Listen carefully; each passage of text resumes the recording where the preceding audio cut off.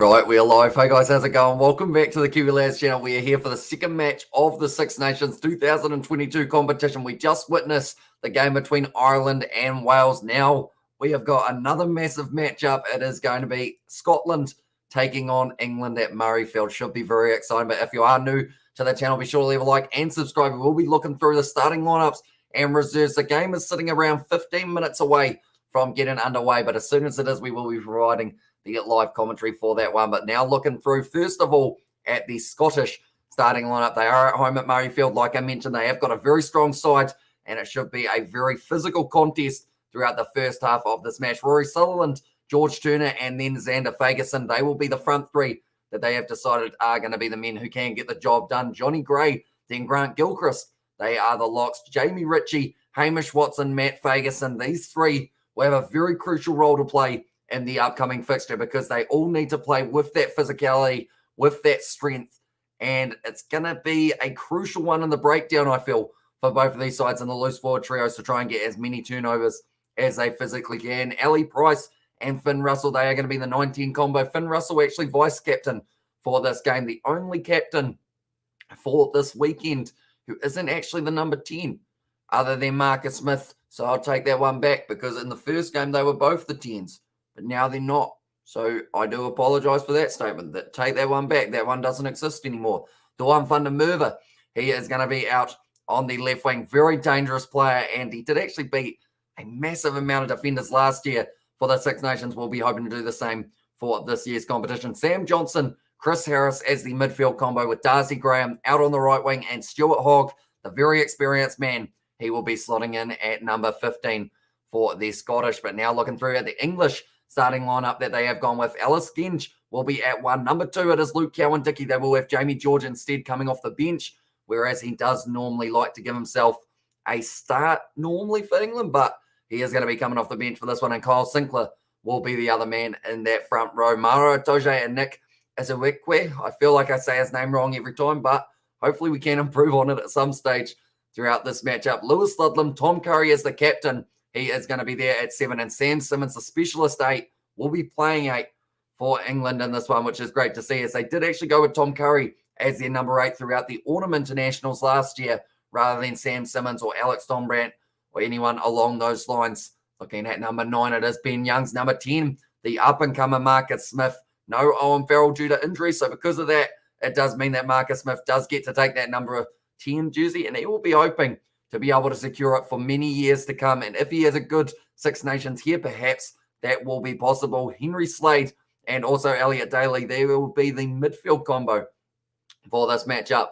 And then also it is going to be Joe Marchant, Max Malins. They are the 2 men out on the wing, and Freddie Stewart will be slotting in at fullback for the English. Looking through quickly at the reserves before we get into some stats all about this match. Stuart McAnally, Pierre Schulman, also WP now. They are the front row replacements that Scotland have gone with. Sam Skinner and Magnus Bradbury will be the other man who is available come off the bench. In the fullback, Ben White, Blair Kinghorn, and then Sione Tuipulotu will be closing out the reserves for Scotland. Jamie George, he is a super sub to have for the English here. Joe Marler, Will Stewart as the other 2 options. Charlie Yules, then Alex Dombrandt, another specialist 8 that they are going to have coming off the bench. Harry Randall, George Ford does get brought in due to their Farrell injury, and then Jack Noel of the Exeter Chiefs.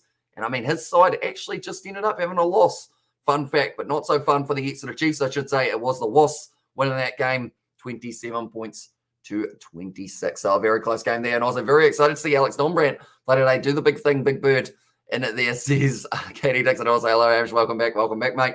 Hope you're doing well. Hope you are excited for this game that is about to take place, because it should certainly be a good one between these two sides. It's going to be physical. It's going to be fast-paced, and I am going to be loving every single second of this one. And the match is only sitting around 10 minutes away as well, which is absolutely ideal. Looking through at the Six Nations table from last year that we did see, England, they did actually finish in 5th on the 10 points. They are up against Scotland, who finished a little bit ahead of them, sitting on 4th on 15 points. This year, though, we know that England are going to come out firing. We know that Scotland won't go down easy, though. They will certainly be in it till the final whistle of this matchup. Last time these two sides played, it was extremely close, and in the end, Scotland able to win it. I believe it was 7 points to 11, and they won at England as well for Sebastian, and also the Roses from Katie Dixon. So I think I know who you guys are going for. I got my PG tips.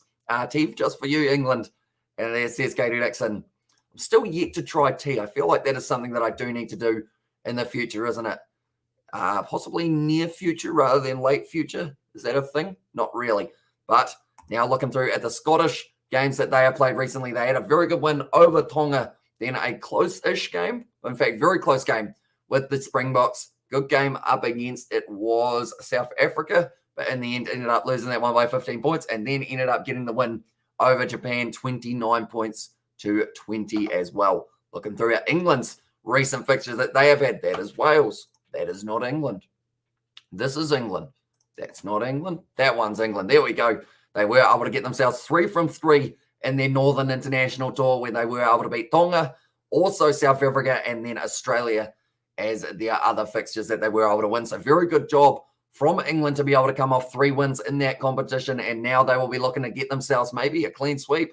Could be on the cards for England, depending on how they play. We just don't know what English side we are going to get to see here, other than, of course, the names that we have seen. The next game is going to be up against Italy, and that will be, I was just making sure that it was England that I did have rather than Wales, but Italy is their next game that they have got for themselves. Then they play Wales, then they play Ireland, and then to close it out, they do have to take on France. So that will be a very exciting final game of the Six Nations to witness for everyone who is tuning in for it. That is for sure. Then looking through quickly at Scotland, they have got Wales next week. Then after that, they are going to be taking on France, followed by Italy, followed by the Irish as the final game. So everything is going to come down to that final round, and I am absolutely hyped for it, and we will be covering every single game of the Six Nations on the channel. So be sure to leave a like and subscribe if you are new, because we have got plenty more rugby action coming in the future alongside Super Rugby. These are the fixtures that are taking place next week. Wales, they will be taking on Scotland in a tough match. France taking on Ireland, and then Italy taking on England as well. We have got there England getting a Twickenham game against Ireland is huge. As I know, it was a great win for Ireland. Patchy at times, but didn't play well against the shambles of a Welsh team. That Adams yellow card summed it all up. As I said, kind of going in, yeah, it was a tough game for Wales. They just weren't quite able to get their foot in the door for that match. They did score that last-minute try, which I feel like will give them just a little tiny bit of confidence going into their game next week up against, I believe they play Scotland next week, we did just see, and also England. They have got their game up against Italy, Ireland.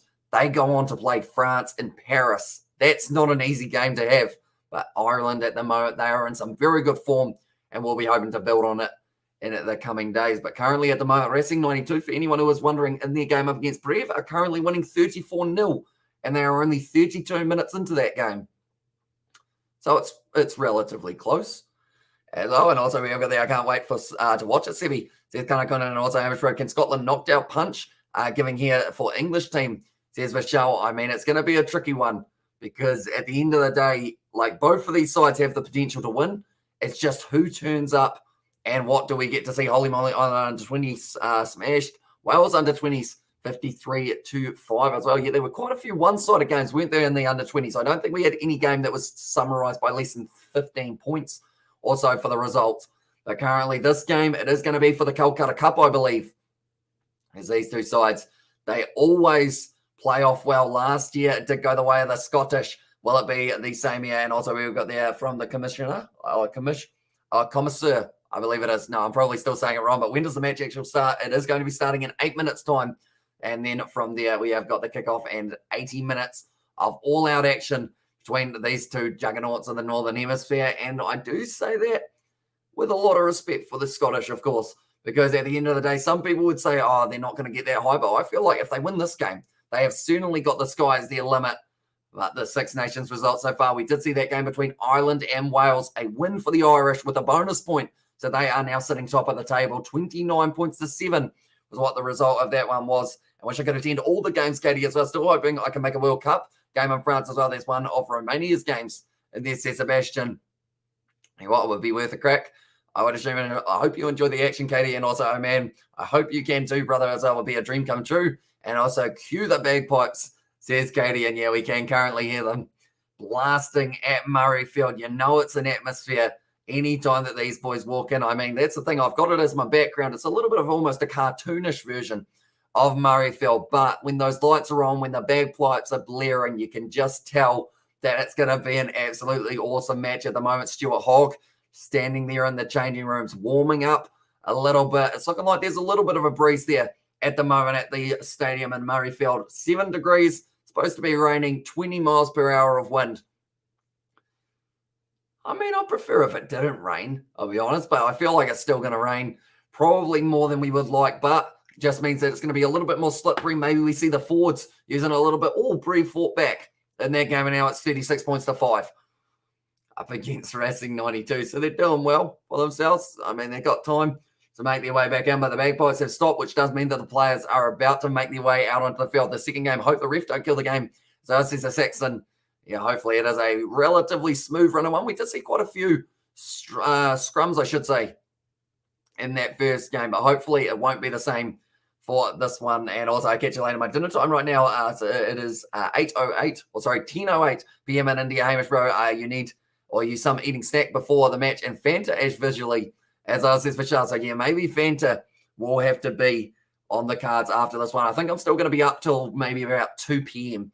as I let them at each other. Could be explosive, says the Saxon. Yeah, there's going to be plenty of passion, plenty of fire on the field as well. Definitely with this Murrayfield crowd. I'm glad to see that they are allowed some sort of attendance. I know that Super Rugby, for the New Zealand competition, we may not be allowed a single person in attendance for all of the games, which just doesn't quite have that same atmosphere as a Kolkata Cup game with a packed house at Murrayfield. It's looking like a beautiful night. Even though it was raining, there still looks like there's blue sky in the background. So hopefully that will be what we get to see a little bit more of by the time then. By then, hopefully all those restrictions settle down already, making it easier to travel for the fans, as well, says Sebastian. But now Tom Curry leading his side out here for England. This is a big moment for him. Normally it would be someone else, whether it was Owen Farrell as the captain or someone else prior to him. This time now, it is Tom Curry's chance to lead out England for the first time, and this is going to be an exciting one. Mara Doja and also Elliot Daly, believe they have both headed out there afterwards, so maybe they're either vice captains or special milestones. But England is going to need all the help they can get. This whole game is going to be like the saw blade scene from Caligula.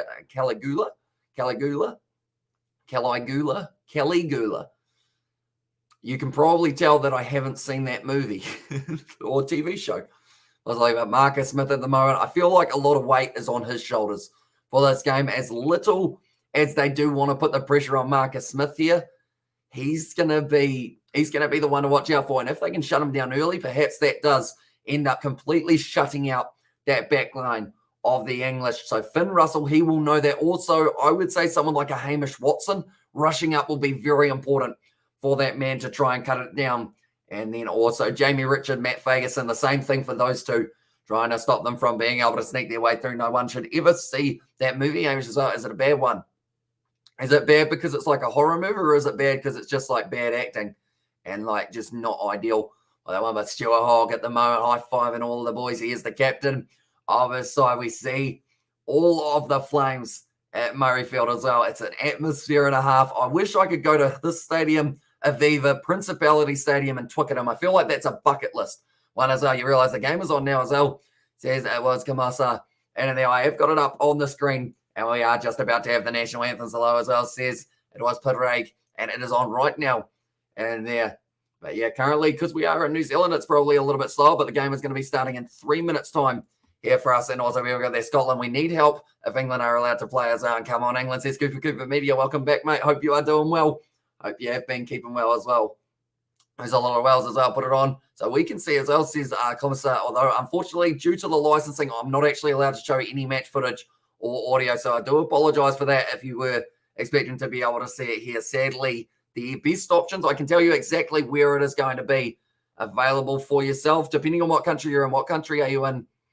Do let me know. But you've got BBC Sport, you've got DAZN, has actually got this game as well. ESPN, NBC, Premier Sports Asia, S4C, Stan Sports, Super Sport Rugby, Super Sport Variety 1, Sky Sports, Stan Sport.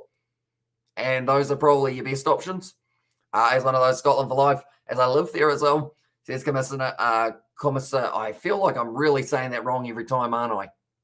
When I was like, it's every bad movie, bad acting, and all the nasty, bloody X-rated stuff. It's like Cannibal Holocaust, but worse as well. and they're maybe not worse than Cannibal Holocaust, says Katie Dixon. But now we hear the bagpipes in Scotland, and we will be hearing Flower of Scotland now for the Scottish side, who would love to be able to do what they did last year. They were able to win their game up against the English, 11 points to 7. It was a close game, and looking through at the starting lineup here for the Scottish, so you guys know exactly who to look out for. Sutherland, Turner, and Ferguson, they are the front row.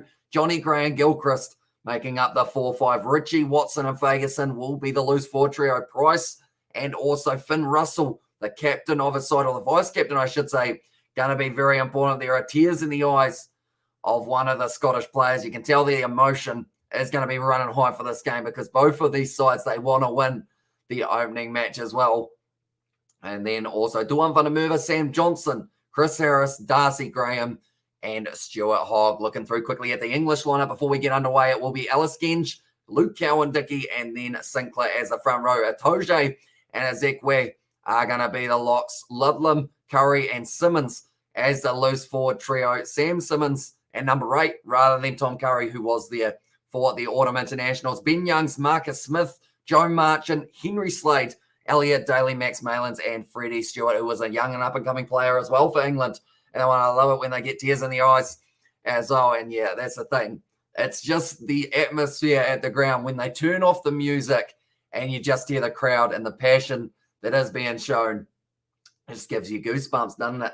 But that is going to be now time for the band to leave the field, the players to make their way onto the field, and we are ready to go for the next game of the Six Nations, ladies and gentlemen. This one should be an absolutely cracking game. Do let me know who you think will be scoring the first try of this match. And also, while we are at it, who do you think will be able to win this game with a score prediction? Do let me know, ladies and gentlemen. But currently now, we are ready to go. We have got the Italians and Argentinians. I often cry during the anthem. They're passionate lads. As what's the weather like there today for the game, says Matt King. It did have 7 degrees Celsius earlier on, and also there's a bit of rain around, unfortunately, 20 miles of wind.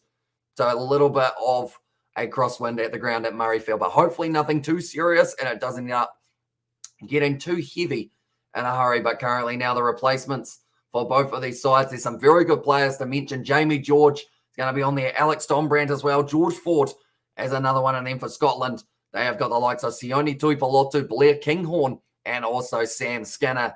But we are almost ready to go, ladies and gentlemen. Scotland versus England, the game that I don't know whether or not I was looking forward to this game the most, or Ireland versus Wales. I think they were both 50-50, but it's going to be an epic one. Joe Marchant to score first as well.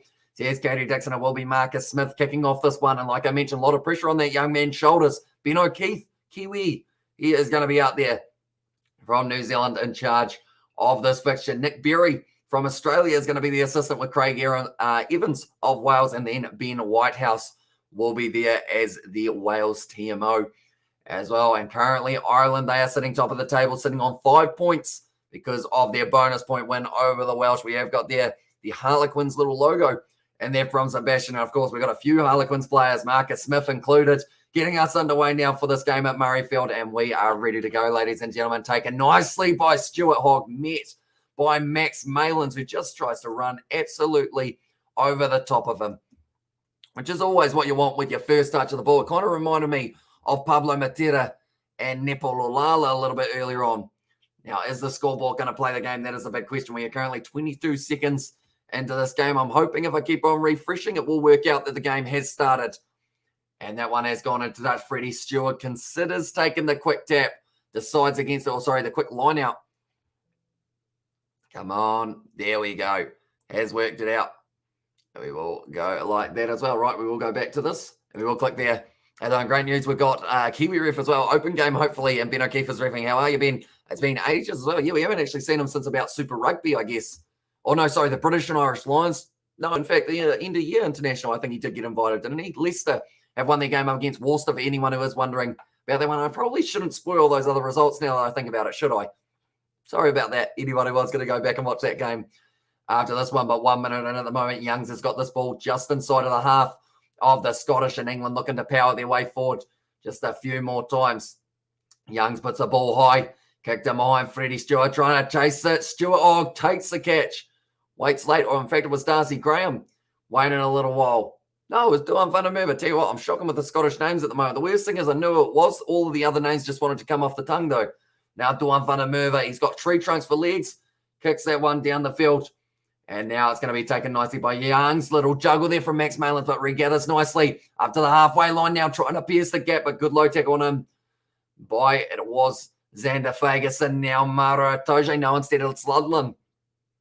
Has continued to make his way forward. Marcus Smith passes off to Henry Slade. Tell you what, the name game is shocking at the moment. It should improve as we go throughout this match.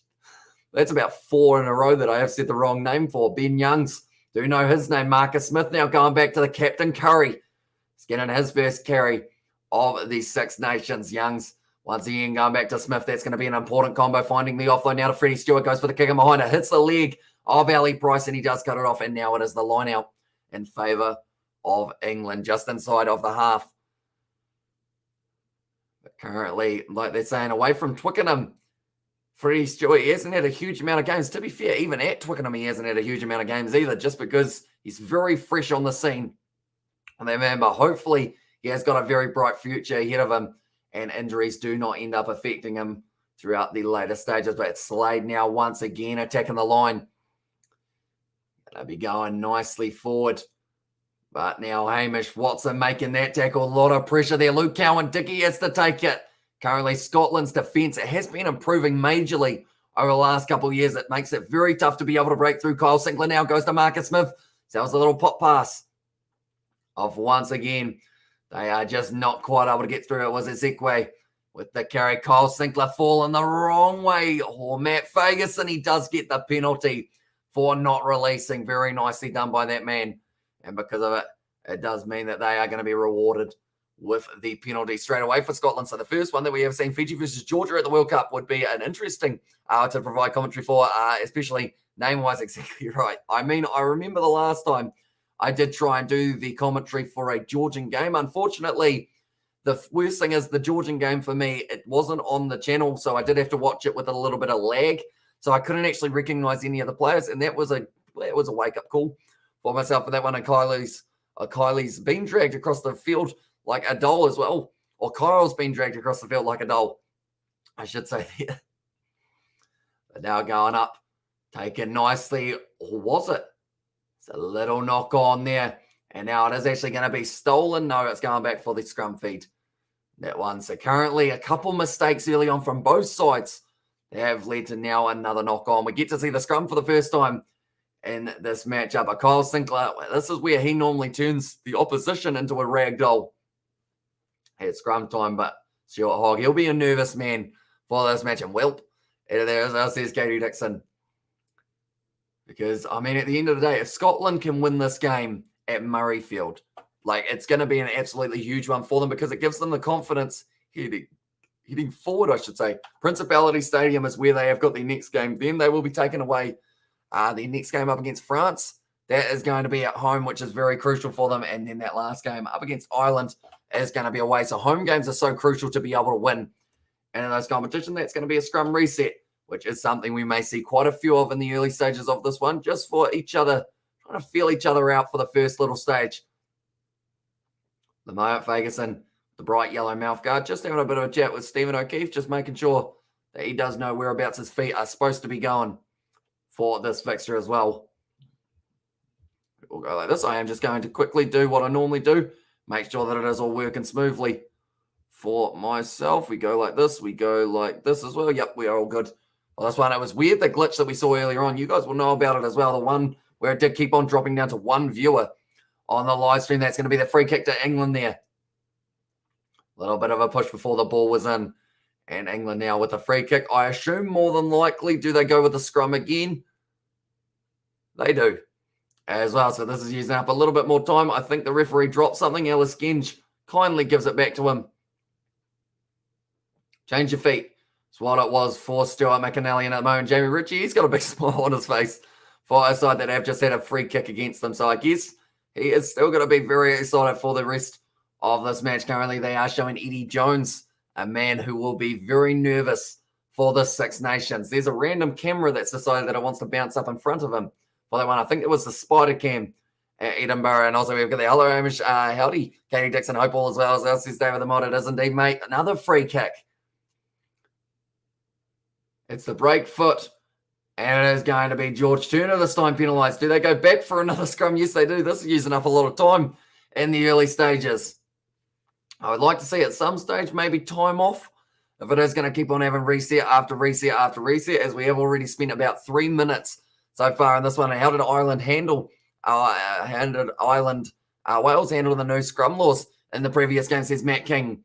I mean, we didn't see too many free kicks overall. This game we've actually already seen, I think, about 2 or 3 free kicks for this matchup. But overall, I would say, like, we had a lot of scrums, but that was for knock-ons, but they seem to be all right in that one. So what are the big changes that they have gone with Matt King for the scrums in terms of, I know that they were talking about, I think it was maybe George Turner's foot. That's going to be the advantage now to Ireland, and they have got themselves an opportunity here.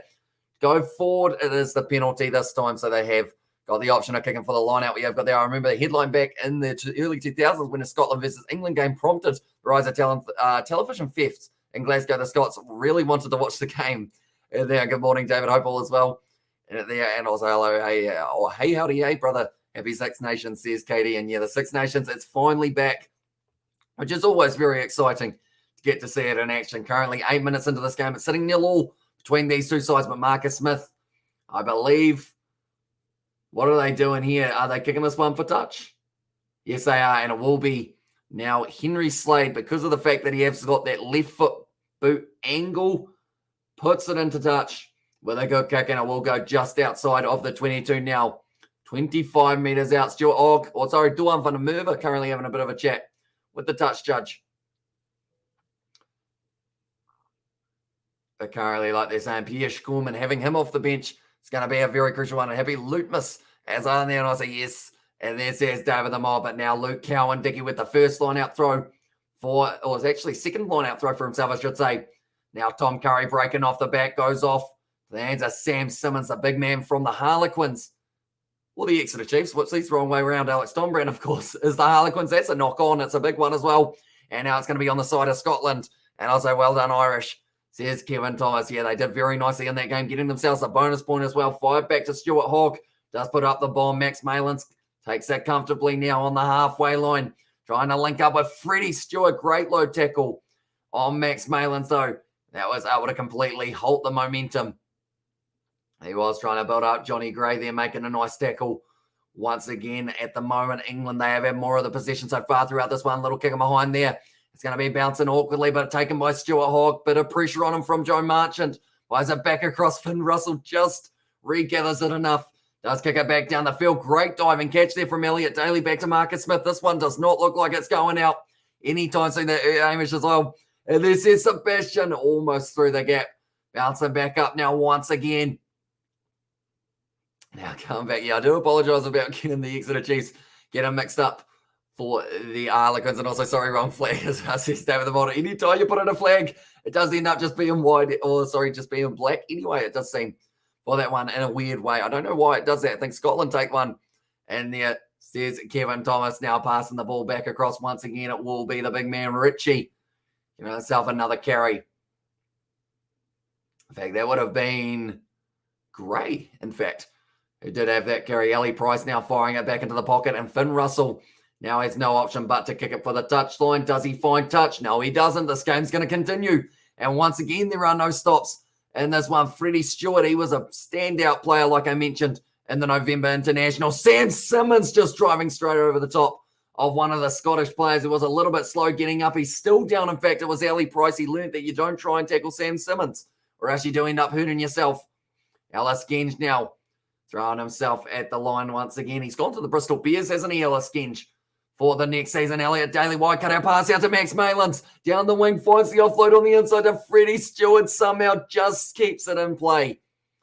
But is it out? No. Does just find the touchline there. And also we've got their mowing people down. And then Sam mowing people down at Otra, I see. And there says David the Mob, but it was a brilliant backline once again from England. It's looking sharp in the way that they're passing the ball. Max Malins finding the offload on the inside to Freddie Stewart, but then just driven out by George Turner. Very close to the touchline of that man.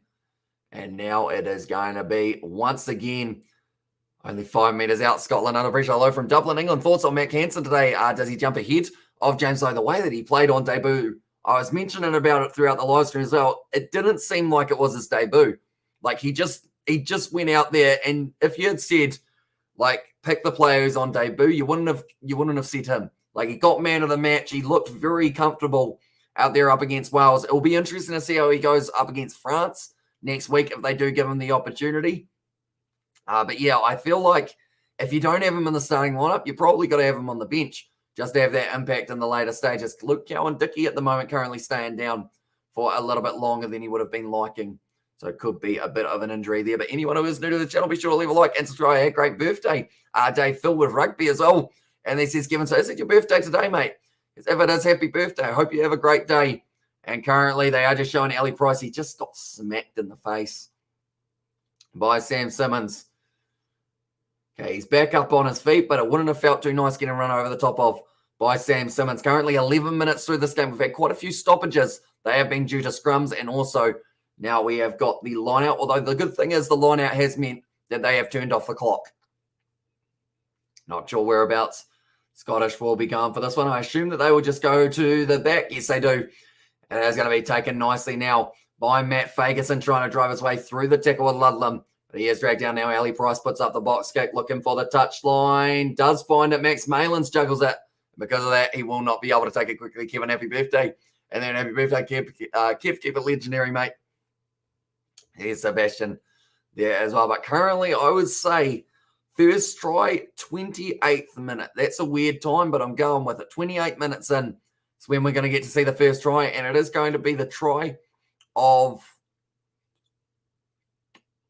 Joe Marchant. Joe Marchant in the 28th minute. If that is completely on the money, I'll be very confused and I'll be very worried, and I'll probably go buy a lotto ticket and pick the winning numbers on the bus into town for pints as well.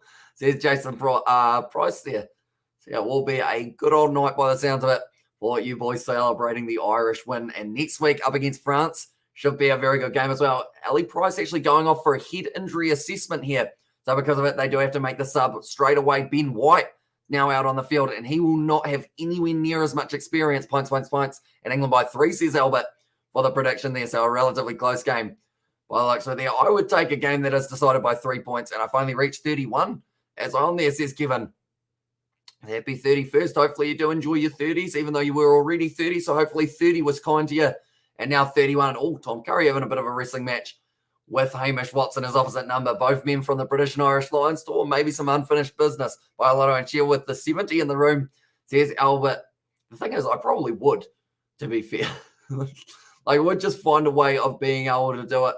Maybe it's through buying the rights so you guys can watch the rugby live as well. Could be kind of cool. Although it would be very expensive, and probably I would be better off just buying you all a subscription to watch the rugby rather than buying the broadcasting rights. But now Hamish Watson driven backwards, goes back now, and it was the replacement there, White, as our twerks in the streets of Dublin with the Irish people, as well, says Katie Dixon. Freddie Stewart puts the ball high. It's almost gone a little bit sideways, trying to line the ball up, though, and he does take it nicely for Freddie Stewart, 40 metres out now for the English. And it's going to be Youngs firing it back. Marcus Smith going for the kick in behind, trying to find the touchline. Stuart Hogg, though, as hanging back, does kick it, and it's an awkward spiraling one. It's almost a 50-22. Brilliant kick. Does Marcus Smith take it quickly? He says, nope, not doing it. And brilliantly done by the captain there, Stuart Hogg. He's certainly going to be one of the most important aspects in this side, because without him playing his best rugby, that is where you're probably going to be in a little bit of trouble. But for now, he's just finding the touchline with it very nicely and just continuing to keep on building his way forward. But Scotland having a good start to this match for the factor of they haven't let England get themselves the early points. That's what England will want to do. Definitely with Ali Price now off the field, that is their best time to be able to go out there and really cause an impact in the early stages. Ludlam, bit of pressure on him by Richie in the line out, but still on the side of England. Looks like Ben Youngs once again, he is going to be going for this one. It seems like there's an advantage for taking in the air, which does now mean that we do go back for that original one. And Sam Simmons actually just manhandled Duan Fundamerva, which is something we don't see too often. BDG has got Hamish as well. Did you change your name back, or is it a different account? Do let me know, BDG, but welcome into the live stream, mate. I hope you are doing well. Currently, We are sitting at 14 minutes into this game. We haven't seen a single try, single point even as of yet, but sure, it's not too far away from us getting to see the next one. Currently, I will go like that. Racing 92 are currently winning their game 41 points to 7. For anyone who is interested in that one has gone into touch. And now England once again will be trying to build up. But Ludlam just tackled a little bit. Okay, played the man in the air, I think they did say there for Jamie Ritchie and same account. As other Stormers beat the Sharks in Cape Town, says Kevin, and also Stuart Old or out there looking like Gary Oldman from The Fifth Element with that bleeding head injury as well. And Kevin, you surprised? Says BDG, and also my money is on Funamurva to score a try, and also as the Mish's mullet looking majestic. He did actually shave it at one point, didn't he? But I think for now it's coming back. It's looking all right. Not looking too bad, although it's not really dangling at this point in time. I feel like he wants to grow it a little bit longer, perhaps. Ludlam once again tackled that. Ball's come free, I believe. Was it a knock on there? What's the question from the referee? That's going to be the penalty, though, for Scotland. Oh, no. It's going to be the penalty to England for that one, I should say. So it did actually go the other way than what I thought that it was going to be going. But Joe Marchant has been able to win that penalty. And now Marcus Smith straight out in front is going to be going for the 3 points. Marcus Smith decided to put the ball down. And then it was actually the referee, Stephen O'Keefe, who went, you know what? He's put that forward just a little bit too far. We'll take that ball back and we'll put it back. And your Sharks should win comfortably as on there. And yeah, it's interesting to see the Sharks hitting the form that they are at the moment for the URC, because that's the thing, the South African sides, the thing is, one of the sides has to keep on winning their games if they want a good chance. Who's the ref? It is Stephen O'Keefe for this one, the Kiwi boy, and then also Nick Berry, who is on the assistant touch judge side of it as well. But now Marcus Smith be ready to kick this one. First kick of the match, 31 metres out, trained by his grabby hands as well. And there, Ben O'Keefe. Says Katie Dixon, but yeah, he moved him back just a little bit more for Marcus Smith. He struck that one ugly, but it has still gone over, and the score is going to be 3-0 now for England in the early stages. And he certainly wouldn't have wanted to strike that the way that he did, but still went over. He's not happy. He's got a bit of a smile on his face going, I have no idea how that one went over with the way that I struck it, but just squeezed inside of the post. And also, Shark's not good enough as well. So here's a BDG there. And they thought was going to be missing. Ludlam has charged that one forward once again now. For them, is the scoreboard still updated? Is it up to 16? I assume it's going to give them the 3 soon. And Kiwi Ben says Sebastian. That one has gone down into touch. Taken nicely on the touchline. And now 42 metres out. It is going to be the Scottish who have got the line out throw. Going quickly now for Scotland. Going to be Finn Russell now attacking the line hard. Was Chris Harris, who I called Mr. Consistency in my lineup video. Nice offload there from Stuart. I forgot how to speak. Darcy Graham with the step in and out. Gives it off to the number 21 in Scotland score. And it's going to be the man who replaces Ellie Price, Ben White, who scores a try. We ran them back to birth as well. And Dobson has always been a better coach than Everett. As on there says Gareth. But that is the first try of the match for Scotland. I forgot how to say Stuart Hogg's name. I just made noises, which isn't really helpful to anyone. But Scotland score the opening try of the match now, and it's Ben White, 1 cap, 1 try on debut, scores the try. Brilliantly done by that youngster, and in the 18th minute, Scotland take the lead back now. As all the South African sides battling in the new tournament as well. Says Matt King, I cannot believe what just happened in Sharks. As on there says Johnny Weston, also freedom. As says Gareth, and it was very nicely done. Darcy Graham, original break was brilliant from that man, and it did end up with them being able to sneak through. And on the inside, Ben White scores the try. You can see the elation from his teammates in the background as well, that Scotland were able to get the job done. Don't worry, you sounded Scottish there, as says Gareth, for that one. And also Eddie Jones is going to cuss everybody out in the sheds for that one, and fair enough, but Stormers are not that great as well. And also we have got there, it's gone over. And now Scotland leading this game 7 points to 3 over the English. They've got 1 try. They need another 3, and then that will give them the bonus point in this competition. And every point is crucial in the Six Nations, as we know.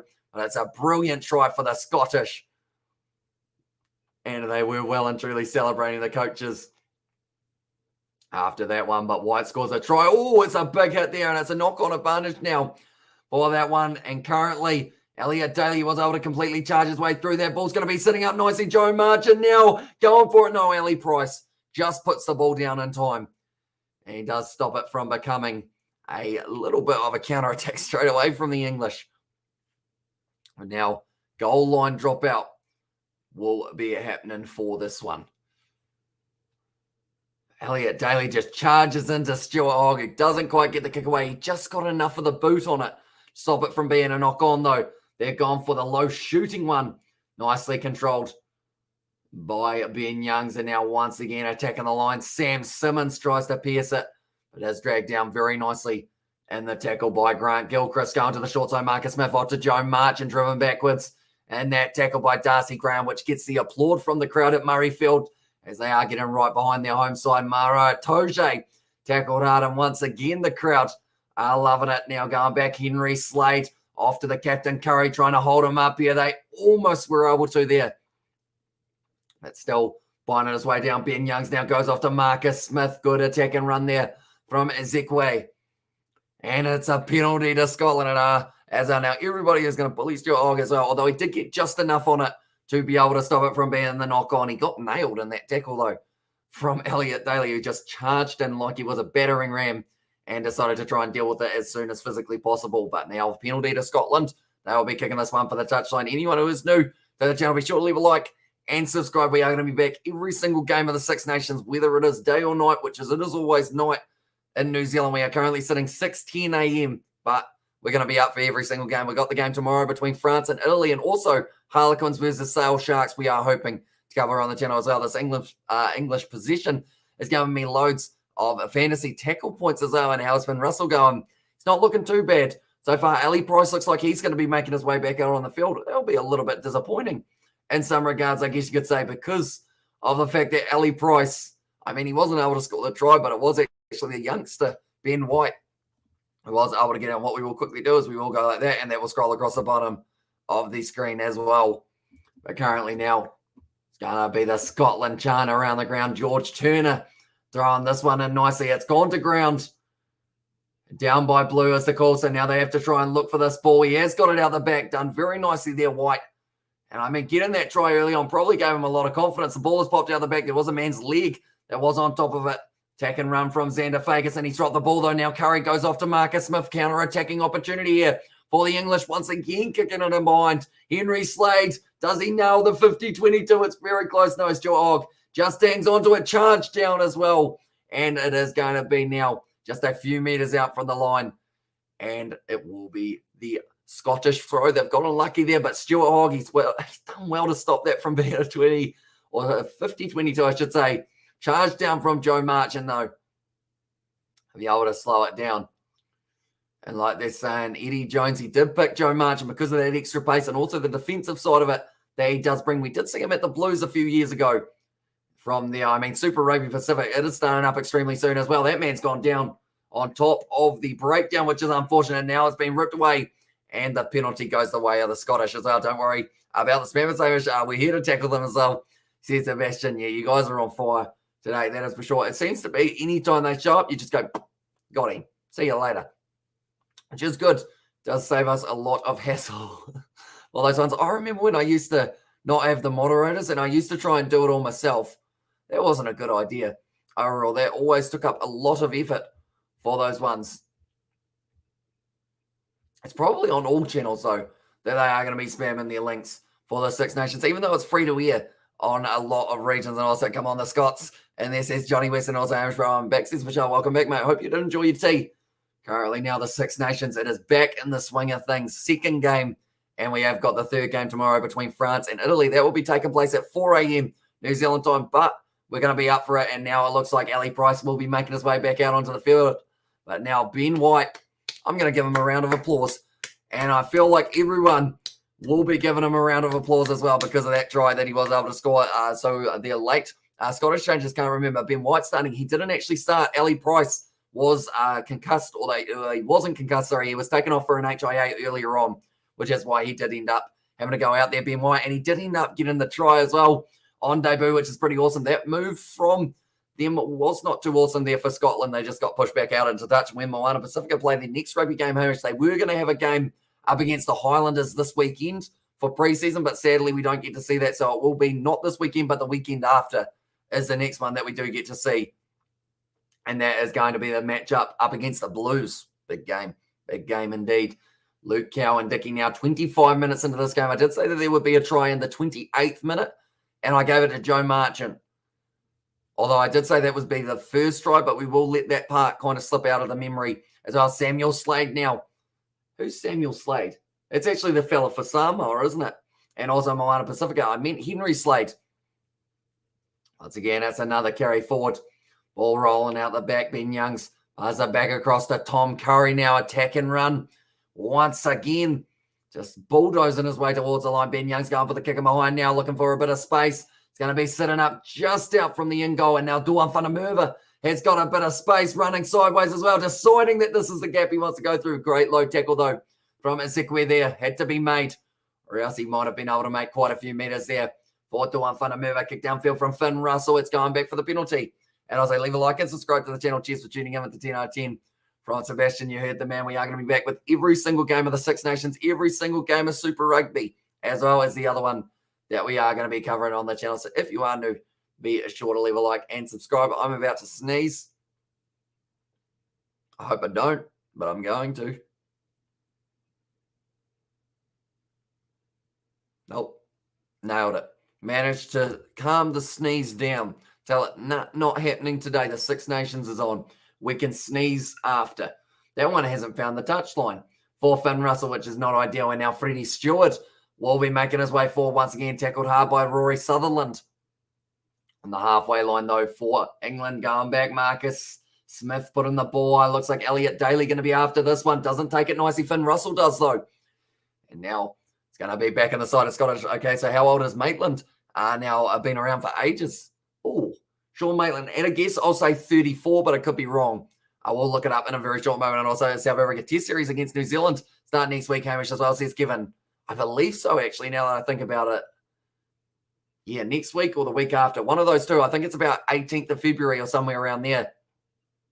Well, Mara Toje fired up at Jamie Ritchie, just sticking his hands out in front of him. But now 40 metres out, and England have once again got this ball. Youngs goes back to Sinclair. Nice link up by the big props of England. Genge firing it back, and now once again, Sinclair almost involved, but they tell the dummy. Atoje goes back to Freddie Stewart. Great backline mover. Max Malins kicks it in behind. It's going into the in-goal area. Stuart Hogg, no option but to put it down, and it will be now another goal line dropout. And Sneeze Tamer, what a nickname, as well there, says Sebastian. I'm going to look up Sean Maitland's age as well while I am at it. Right, Sean, he's a S-E-A-N boy, Sean Maitland. Sean Maitland, he is currently 33, birthday in September. Close to being able to guess his age. And Hamish Pro Scotland just 4 points ahead, but still plenty of time remain this game. So I hope Scotland never put down the opportunity to this time. So it says for sure they've decided to go with the goal line dropout. It was a high one. It's taken nicely by England. They're trying to call for the knock on there, England, but they have still got the position. So no worries at this point in time. Tom Curry. In fact, and hey, bro, says insane warrior. Welcome into the live stream, mate. Hope you're doing well. Marcus Smith now, little kick in behind once again. And they seem like they're really trying to trap Scotland only a few meters out from their line. See if they can get themselves the penalty, or not the penalty, sorry, the line out steal with Maro Toje and Max Malins, or Malin, sorry, as the Bucky Barnes Winter Soldier of Northern Hemisphere Rugby as well. As Katie Dixon, that one's only going to be 5 meters out now. And once again, I mean, George Turner, he's had a huge amount of pressure. Must have debuted young, as well, says Gareth. Oh, I should have looked up that as well, shouldn't I, while I was at it. But now George Turner throwing this one in right to the back, taken nicely there by Scotland, met by Alice Genge, though, which is never going to be a comfortable ride when you do end up getting tackled. Finn Russell going back here to actually pass it off to Stuart Hogg due to the rush of Mara Toje. So really trying that rush defense. That's a little bit of a slip up there for Freddie Stewart. Real mistake from him, but now it's back in the hands of Joe Marchant. Now he gets the ball. Stewart goes off to Cowan Dickey, breaking the tackle. Jamie Ritchie trying to stop him. Has dropped the ball backwards. Mara Toje now back to Sinclair. And at the moment, they are passing the ball that quickly that it is hard to say all the names for England. Trying to get on that one with Xander Ferguson. He does end up giving away the penalty, though, or the advantage at least. Ezekwe up to the 40-metre line. Youngs goes back once again. Selling a dummy goes straight through there for Ben Youngs, trying to link up with someone. Not quite able to, though. Now he's thrown the offload. Goes to Sam Simmons, who gets them an extra couple metres. Ben Youngs decides against using Ezekwe this time now. Marcus Smith, he put up his hand out wide. Henry Slade just over the head for the cross kick, but they're going back for the penalty. And tell you what, it was close for that one, and they are saying that Marcus Smith almost able to line that one up with the man he was after, but Ben O'Keefe has given the penalty for Xander Ferguson, just going straight over in the front. He overcooked it as well in there, and also hello from Hedraig as well. Welcome back, mate. And Aussie debuted for Scotland in 2013, decent career. And there's Sebastian. I remember, what year was he at? The Crusaders. England match stats with the own ball for this one, 39 rucks. And it's actually been 38 rucks inside of the half of Scotland, which is a huge stat because currently they're dominating the territory and Scotland just need to try and find their way out of their own half. But the penalty does mean that Marcus Smith can now kick it for the corner. They've decided against going for the 3 points, and instead they want the full 7. Also, Scotland, as well, says Adam there in the chat. Currently a 4-point lead to the Scottish, and Scotland hanging on for dear life. Although all they need is one break, like we saw Darcy Graham. Soon as he got himself in a good spot, straight through. And then it was Ben White who was able to score at the one try scorer of this match so far. But now currently Cowan Dickey, like to add his name to the list, I'm sure. And currently they are only sitting 15 metres out from the Scottish line. They do go to the front to Mara Toja once again, and now the rolling maul is starting to make their way forward here for England. Currently going a little bit sideways. Scotland trying to defend it, but it is always very tough to stop that maul from marching. It's currently making it up 5 metres out now for them. They've already gained 10 metres. Can they get themselves half of what they've made so far and get over the try line? Getting close, breaking off the side. Cowan Dickey held up there on his back, I believe. It's held up, and it is going to be the goal line dropout now. In 2008, 2012 was his Crusaders term. Geez, that was a long time ago, wasn't it, when you think about it? It's weird how quick time flies. And drive Yole as well. Says Katie Dixon, but Scotland just stopping them from making their way through. Joe Martin gives a little bit of a high five. Actually, from this angle, you can see that it is raining quite heavily for themselves, which I believe is why England are going for such a prominent kicking game for the corner, as they're just trying to put them under a lot of pressure. And also, if the ball slips out of the hand of the Scottish, trouble for them as well. Currently 32 minutes into this game. It shouldn't be 32 already. I feel like that has gone by extremely quickly. Ball gone very high with the drop kick of Stuart Hogg, but it's taken nicely just outside of the 22 by England. Ben Youngs looking to the short side now. Down to the near side of the screen as we see it. Tom Curry trying to break through the tackle, but Matt Ferguson has been able to drag him down. Now going to the left-hand side, Kyle Sinclair dragged down. He's had quite a few carries throughout this match. As a counter ruck there from Scotland. Can they get the ball? No, not quite. And Xander Ferguson just ended up missing out on being able to take it. Henry Slade now passing the ball across. Good hands there from Elliot Daly in the midfield. Back across to Henry Slade. Both men in the midfield linking up here for England. But Scotland's defence so far has been holding up, and we can defend our wee bit Hill and Glenn all day, as says Gareth. Now it's bouncing onto the side. Penalty for England. Now this one is a very easy kickable 3, and I do think that they will take it. Stuart Hogg just asking the question, what did Jamie Ritchie do? And Ben Keith's going everything, but it was more of the case of using his hands in the breakdown when he shouldn't have been. It has got him in a little bit of trouble there. I'll keep looking to make sure that they're rolling as well, as a comment from Ben O'Keefe. But now it is going to be, what do they do here? Now Tom Curry having a chat to Ben O'Keefe. Okay, so they are saying that the ruck is formed. So because of that, Jamie Ritchie isn't actually allowed to go for the ball. It's very close. And I've easily gone either way. Jamie Ritchie actually saying, I didn't mean to do that one, of course. But now Marcus Smith, the last time he struck the ball, it did look absolutely dreadful, but it still went over for Marcus Smith, and he will be hoping to do the same in this one, except striking it a little bit more beautifully than the last. Marcus Smith, 1 from 1. This one's 22 metres out. The last one was 29. So less distance required on this one for Marcus Smith. Going to be ready to go here. Lining it up. Does get it down the middle, and now the score is going to be 6 points to England and 7 to Scotland. Law around the ruck has been clarified as well, or just been clarified, says Builder McLeod in there as well. Currently now on the halfway line, it will be kicked off by Scotland. It's actually starting to get a lot heavier with the rain by the looks of it. It was 7 degrees there, and I don't think it will be too much hotter than that throughout this match. Surgical 10 out of 10 as on there says Katie Dixon. Now Finn Russell kicks it off to deep inside of the 22, lining up, taken nicely by Lewis Ludlam. Does try and attack, but a good low tackle on him by Darcy Graham. And that is one of the only rucks that we have seen so far for England inside of their own half as well. They were showing the stats earlier on, and it was huge, the difference between the two sides in terms of where the rucks have been taking place, taken nicely near the touchline. And now attacking once again, and it's Matt Fagerson. They just need to get themselves in a good position here, Scotland, to possibly break the line. Builder, it doesn't matter. Rest make it up as they go, as well, says Gareth. Yeah. Although sometimes you'd like to think there'd be base rules, I guess you could say, that they do end up following a little bit of a rule. But now, once again, going to be firing it back. Ali Price gives it off to it will be Grant Gilchrist. And him and also Xander Fagerson are wearing very similar kits at the moment, or very similar headgear, I think it is. Those two, that one's hanging in the air, trying to jump for that ball. Not quite able to take it nicely, though. For it was Sam Johnson, and now back available for England, going for the 50-22 attempt. Does sit up nicely for Stuart Hogg, now going for the kick and chase.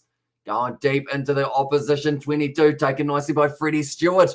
He's got a very long boot. Does end up kicking it out, but didn't get a huge amount of distance on it.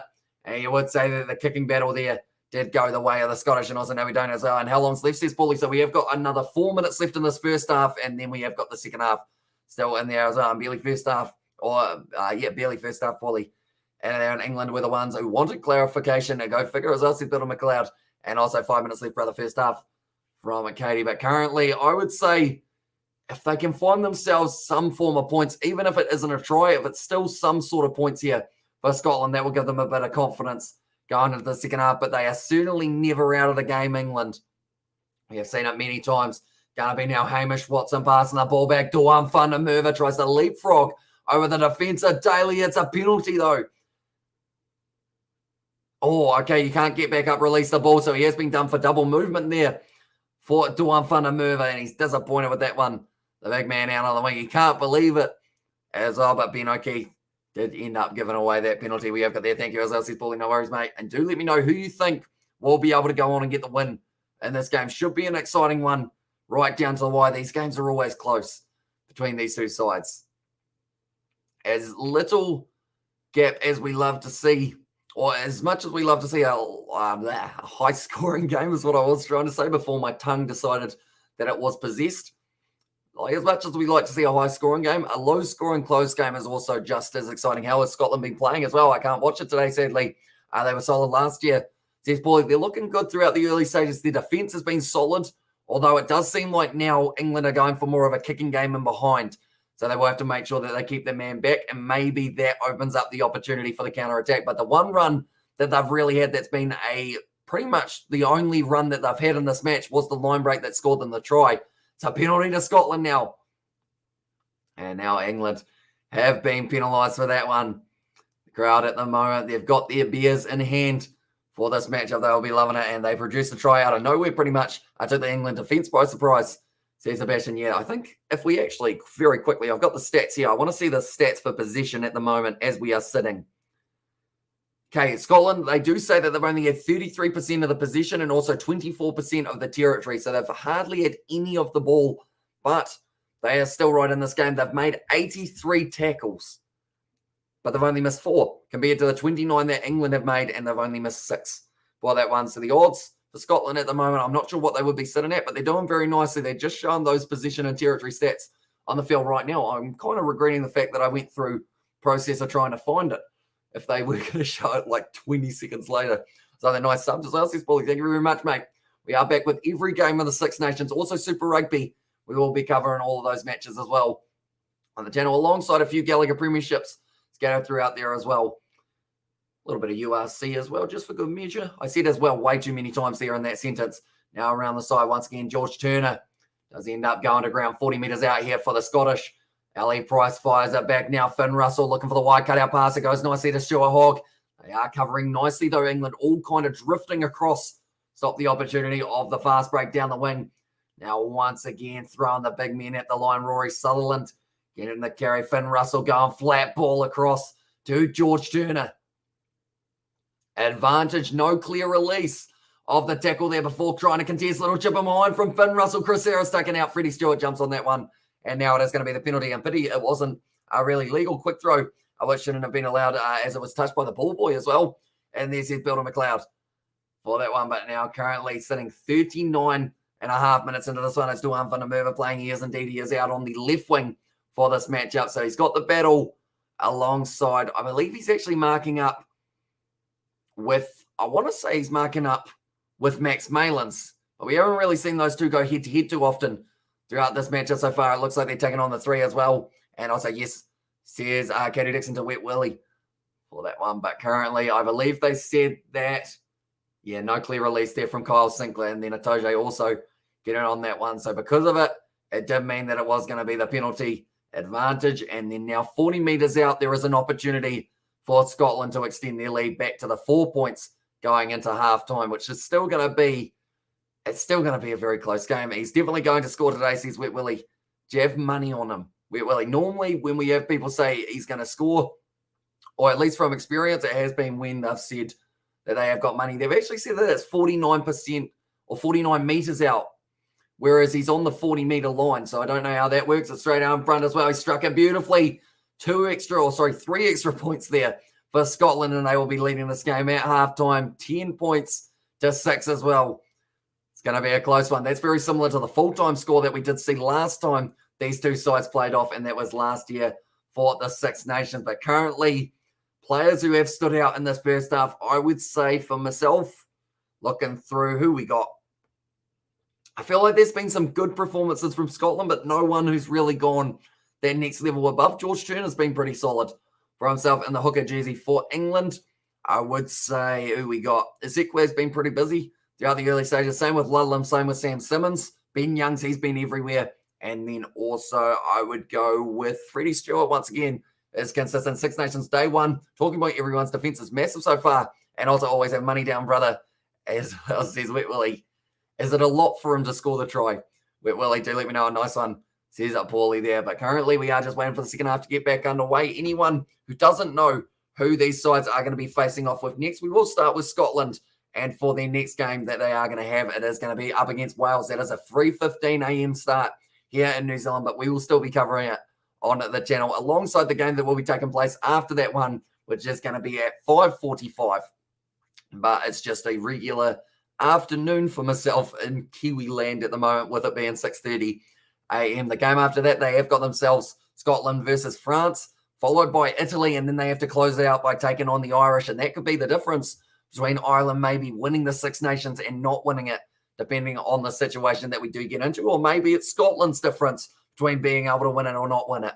Who knows? We have got plenty of action still to come in this one. Then also for England, their next fixtures that they've got Italy next week, which they will be liking. Although sometimes you want Italy late just to be able to keep your momentum going forward. The game after that, they are going to have to take on Wales.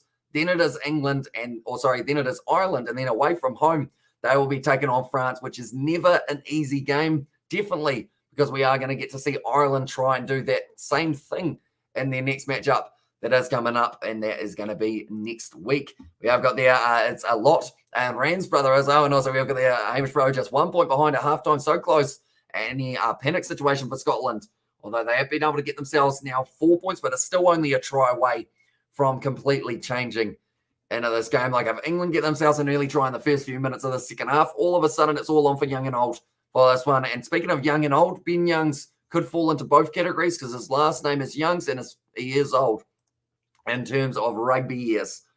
Like that man's been along for a very long time. Anyone who hasn't already, be sure to check out that video that we did release on the Kiwi Lads channel. And it was actually the one of us playing along with this match, England versus Scotland. Our one was a very close one, and I don't think this match is going to be any different for it as well. And just going like that, and we go like that. Yep, we're all good. Just making sure that it is still running smoothly. But currently it is halftime in this one. Like I mentioned a bit earlier on with the stats side of it, the Scottish have been starved of possession. 33% possession compared to the 67 of England, and then 76% territory for England in this one compared to the 24 of Scotland. But Scotland are the only team who have been able to score the try, and it was Ben White, the replacement of Ali Price, who did end up going off for an HIA. He's back out on the field now, though, Price, so he will not be missing till later on in the game. 2 penalties taken by England. That is how they were able to get themselves their 6 points. But also alongside those penalties, 277 running meters. They did have 4 defenders beaten, 2 clean breaks, and 6 offloads, but still not quite able to get through. It's coming home to Murrayfield as well. Says Garavan, of course, that would be the Kolkata Cup that they are both playing for in this game, and it's going to be so important. And that's the thing, Scotland, it's been a while since they have been able to win back-to-back games. So if they can do that here, it will be absolutely huge for them, and it will be a monumental occasion there. 102 meters carried for Scotland, 6 defenders beaten, so they've actually beat more defenders than England in their short amount of carries that they have had. 1 clean break and also only making the 1 offload. Like I mentioned a little bit earlier on, the tackles made, Scotland have made a lot of them, 83 tackles, only missing the 4, though, for themselves. And then also it was 29 tackles attempted for England, 6 of them missed. It's currently tackling at a 79% accuracy compared to Scotland's 95. Ruck success, it's actually 94% for both of these sides as well. So very even first half. And I am very curious to see how the second half does end up going. But if you are new to the channel, be sure to leave a like and subscribe. We are going to be back with our next live stream, which is tomorrow. We'll probably do the Gallagher Premiership as well for that one while we are at it. And then that will be alongside doing the matchup that has taken place between France and Italy. But looking through at those games that are taking place next week as well while we are at it. Wales, they will be taking on Scotland. That will be a good game at the Principality Stadium. France taking on Ireland. Another good game that we will get to see. And then Italy taking on England will be the game after that we will be covering on the channel also, alongside some Super Rugby, hopefully, if they are showing it here in New Zealand. And also imagine losing the Ashes 4-0 and ending 5th again in the Six Nations. And is this Kolkata Cup game 2? It is indeed. They are playing off for that Kolkata Cup, I believe. I believe it is anyway. I think they are. I could be wrong, but I believe it is for the Kolkata Cup, hopefully. Or else I have said that many times throughout this live stream, and I would be completely wrong in that one. But currently, I mean, Scotland, they're a hard side to beat. Definitely at home at Murrayfield. But England, they will be wanting to continue that winning streak that they're on at the moment. They won their last 3 games of the autumn internationals that they did play off in November. And they were up against South Africa, Australia, and also up against Tonga. As you can see there, those are the scores that they did have. A couple close games. By couple, I mean that last game. Other than that, it was relatively one-sided in favour of the English for that game up against Australia, and also that game up against Tonga that did end up being 69 points to 3 in the end. And while we are at it, we better mention these Scottish games that they have had recently as well. They were able to get the win over Japan most recently. That was in November. Then also winning their game up against Australia in a very close game, 15 points to 13. The 2 losses, or the 1 loss, sorry, that they have had was up against the Springboks. It was a relatively close game for a majority of it, but then the Springboks running away with it at the end, which is why subs in this game is going to be so important for the Scottish side. These are the subs that they have decided to go with. McAnally, also Pierce Gorman, going to be a good option. WP now, Sam Skinner. Then also it is Bradbury, who was a player who I hadn't really heard too much of. Ben White, he's already been out on the field once, scored himself a try while he was at it. Blair Kinghorn, and then Sione Tuipulotu will be the other man off the bench. But then, saying that, England, Jamie George, Joe Marler, Will Stewart, Charlie Ewells, also Alex Donbrandt, Harry Randall, George Ford, Jack Noel. That's a good bench to be able to have. And come on, England, says Guyon Polo there. And also nice come on, Scotland, says John E there. But currently 4 points difference between these two sides. Not a lot split in them. So if Scotland can get themselves an early try in the second half, it would be crucial for them towards being able to retain that Kolkata Cup. Because at the end of the day, a cup is a cup, and you want as many cups as you can have. You can never have too many cups. Unless, of course, your cupboard's not big enough to get more cups, then you need to build a bigger cupboard, which takes more effort. But if you're willing to put in the effort to build a bigger cupboard, get more cups. I've got a glass here, which kind of is a cup, but kind of isn't as well. But I am going to have a drink. That was the transition that I was making. It just took a very long time to get there.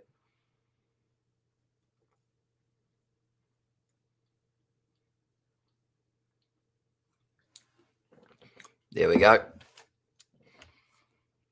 And also, while I am at it, that is the Six Nations table from last year that we did see. Very excited for the big bird, Alex. And also, man, Don Brandt must just stay on the bench, please, says Gareth. Yeah, he's a game changer, that man, Alex Don Brandt. And also, I mean, another game changer, I would say Jamie George as well, because that man seems to be able to just get a rolling maul going like no one else in England. It is absolutely outstanding. But as you can see here, Scotland and England, 4 and 5. Both sides will be wanting to propel themselves up a little bit higher.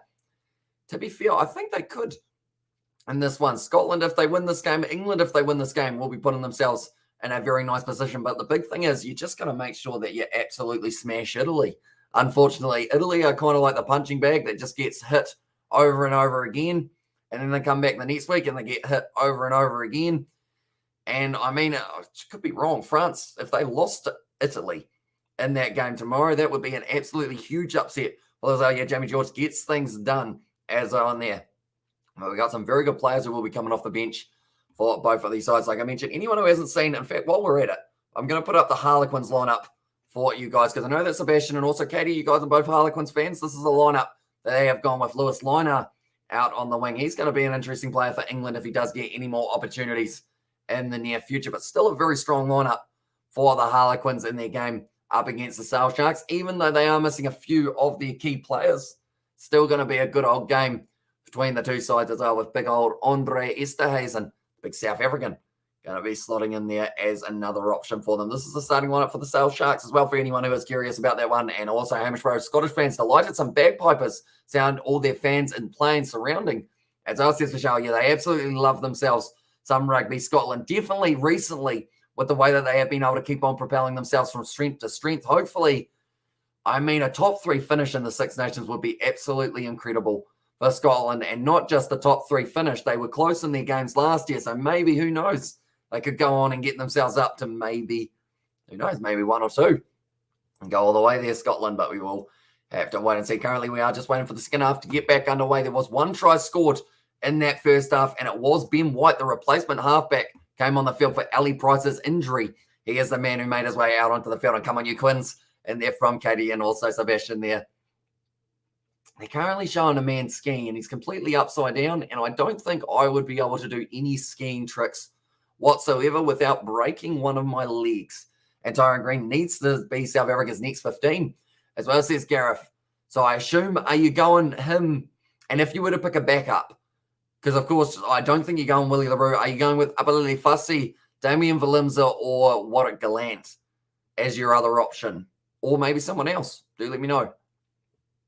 But currently, biggest impact player in the second half, I would say, will be, I'm going to say Alex Don Brandt off the bench. I feel like he's going to be an important one for them as well. And then also Pierce Koolman, I feel like will be important for South Africa, for Scotland, because they have got some very big boys in the 4-pack coming off the bench. The likes of Will Stewart, it's going to be a tough one at scrum time, but Pierce Koolman, definitely a capable enough player to be able to go on and get himself in a good position to win a couple penalties for his side. But do let me know also who is going to be able to win themselves get themselves the first try, I should say, as our Tyrone Green is a machine of rugby, and Italy can never have enough wooden spoons. They have enough now for the whole starting 15 and more. Perfect for stirring that pasta sauce that fuels the team as well, says Tyke along there. And yeah, at this stage, Tyke, how do you feel 1 to 10, your performance in that game up against the Welsh? What would you give yourself? Overall, also, I think Tyrone Green is one of the aliens as well in there, says Katie Dixon.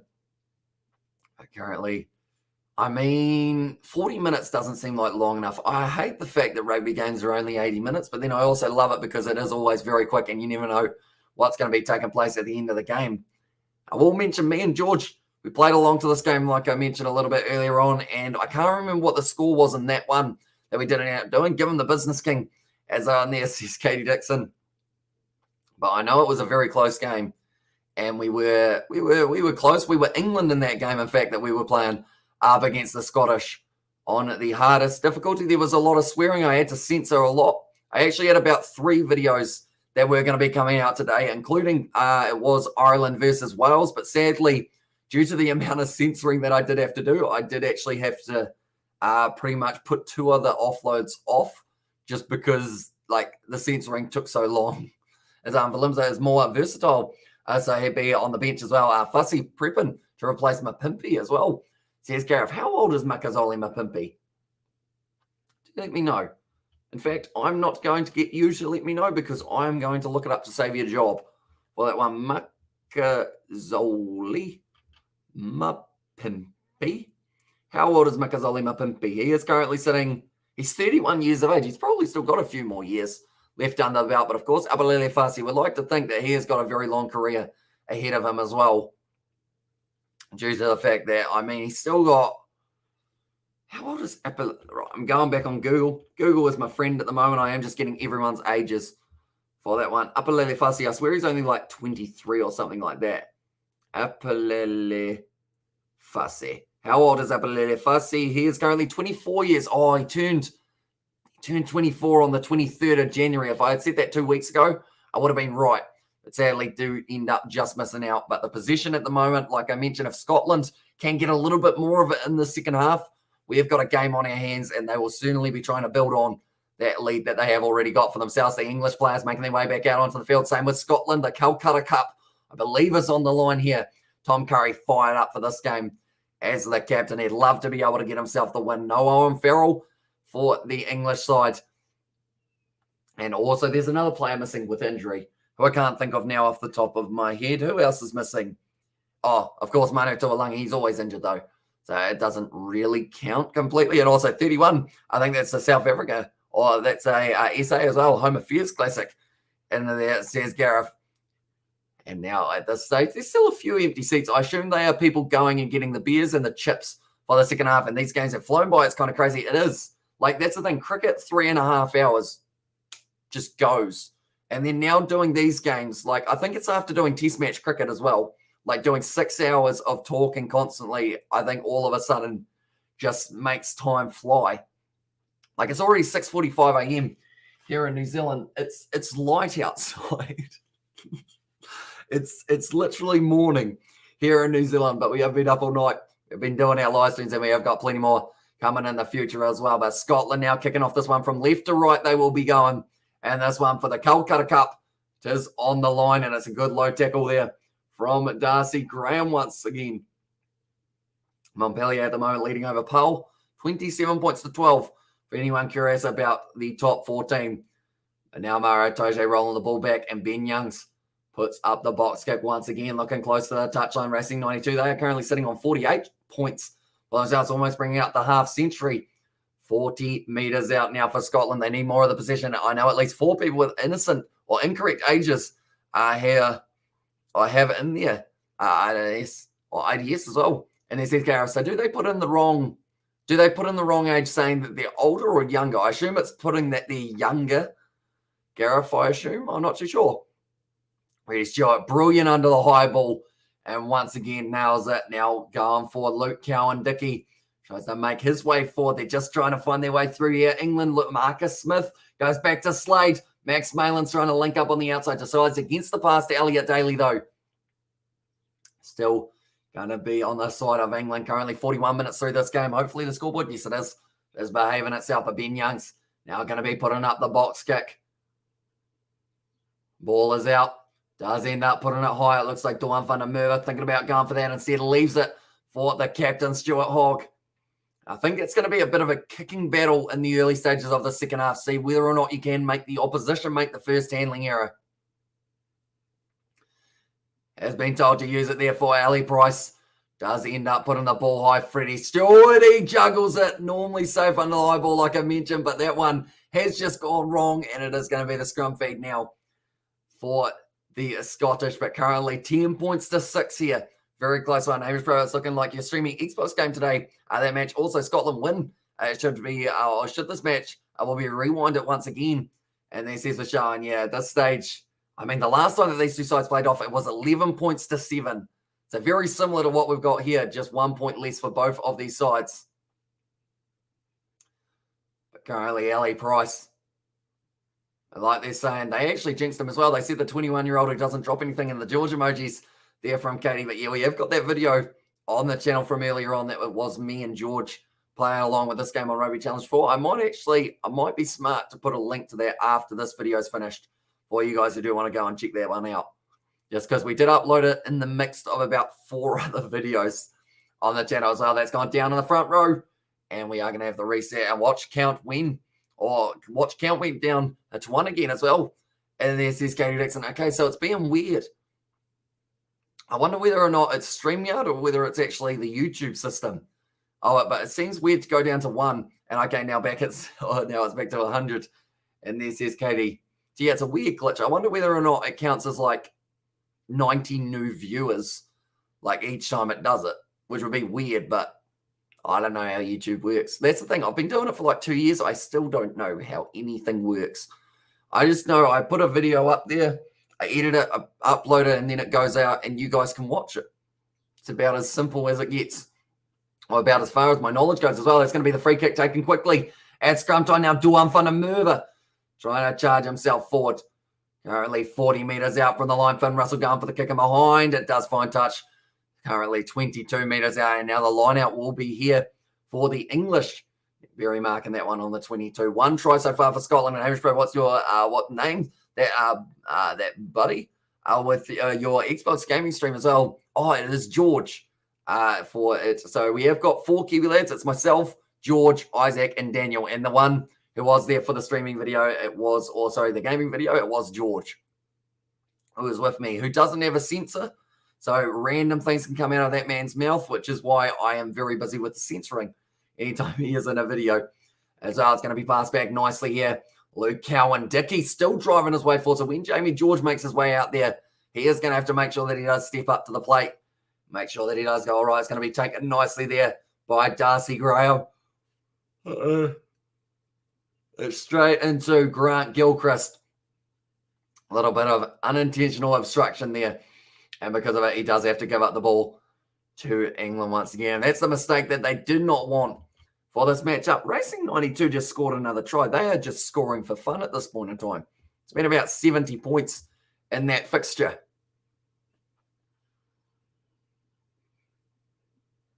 Currently now will be England just inside their own half. Henry Slade will be kicking this one for touch. They've decided that he is the better option with the extra distance. It's a decent kick. Goes down to the 22 now.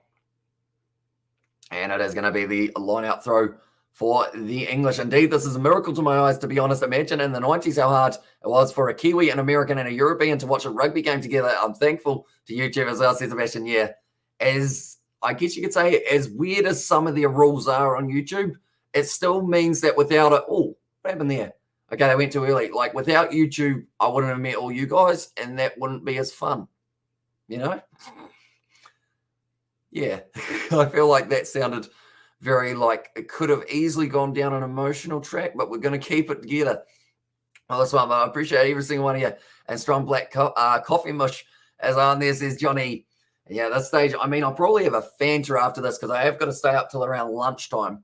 Like I mentioned about, I'm probably going to like tidy my room and like do some stuff after this. You know, George might come around in the morning. It's going to be exciting.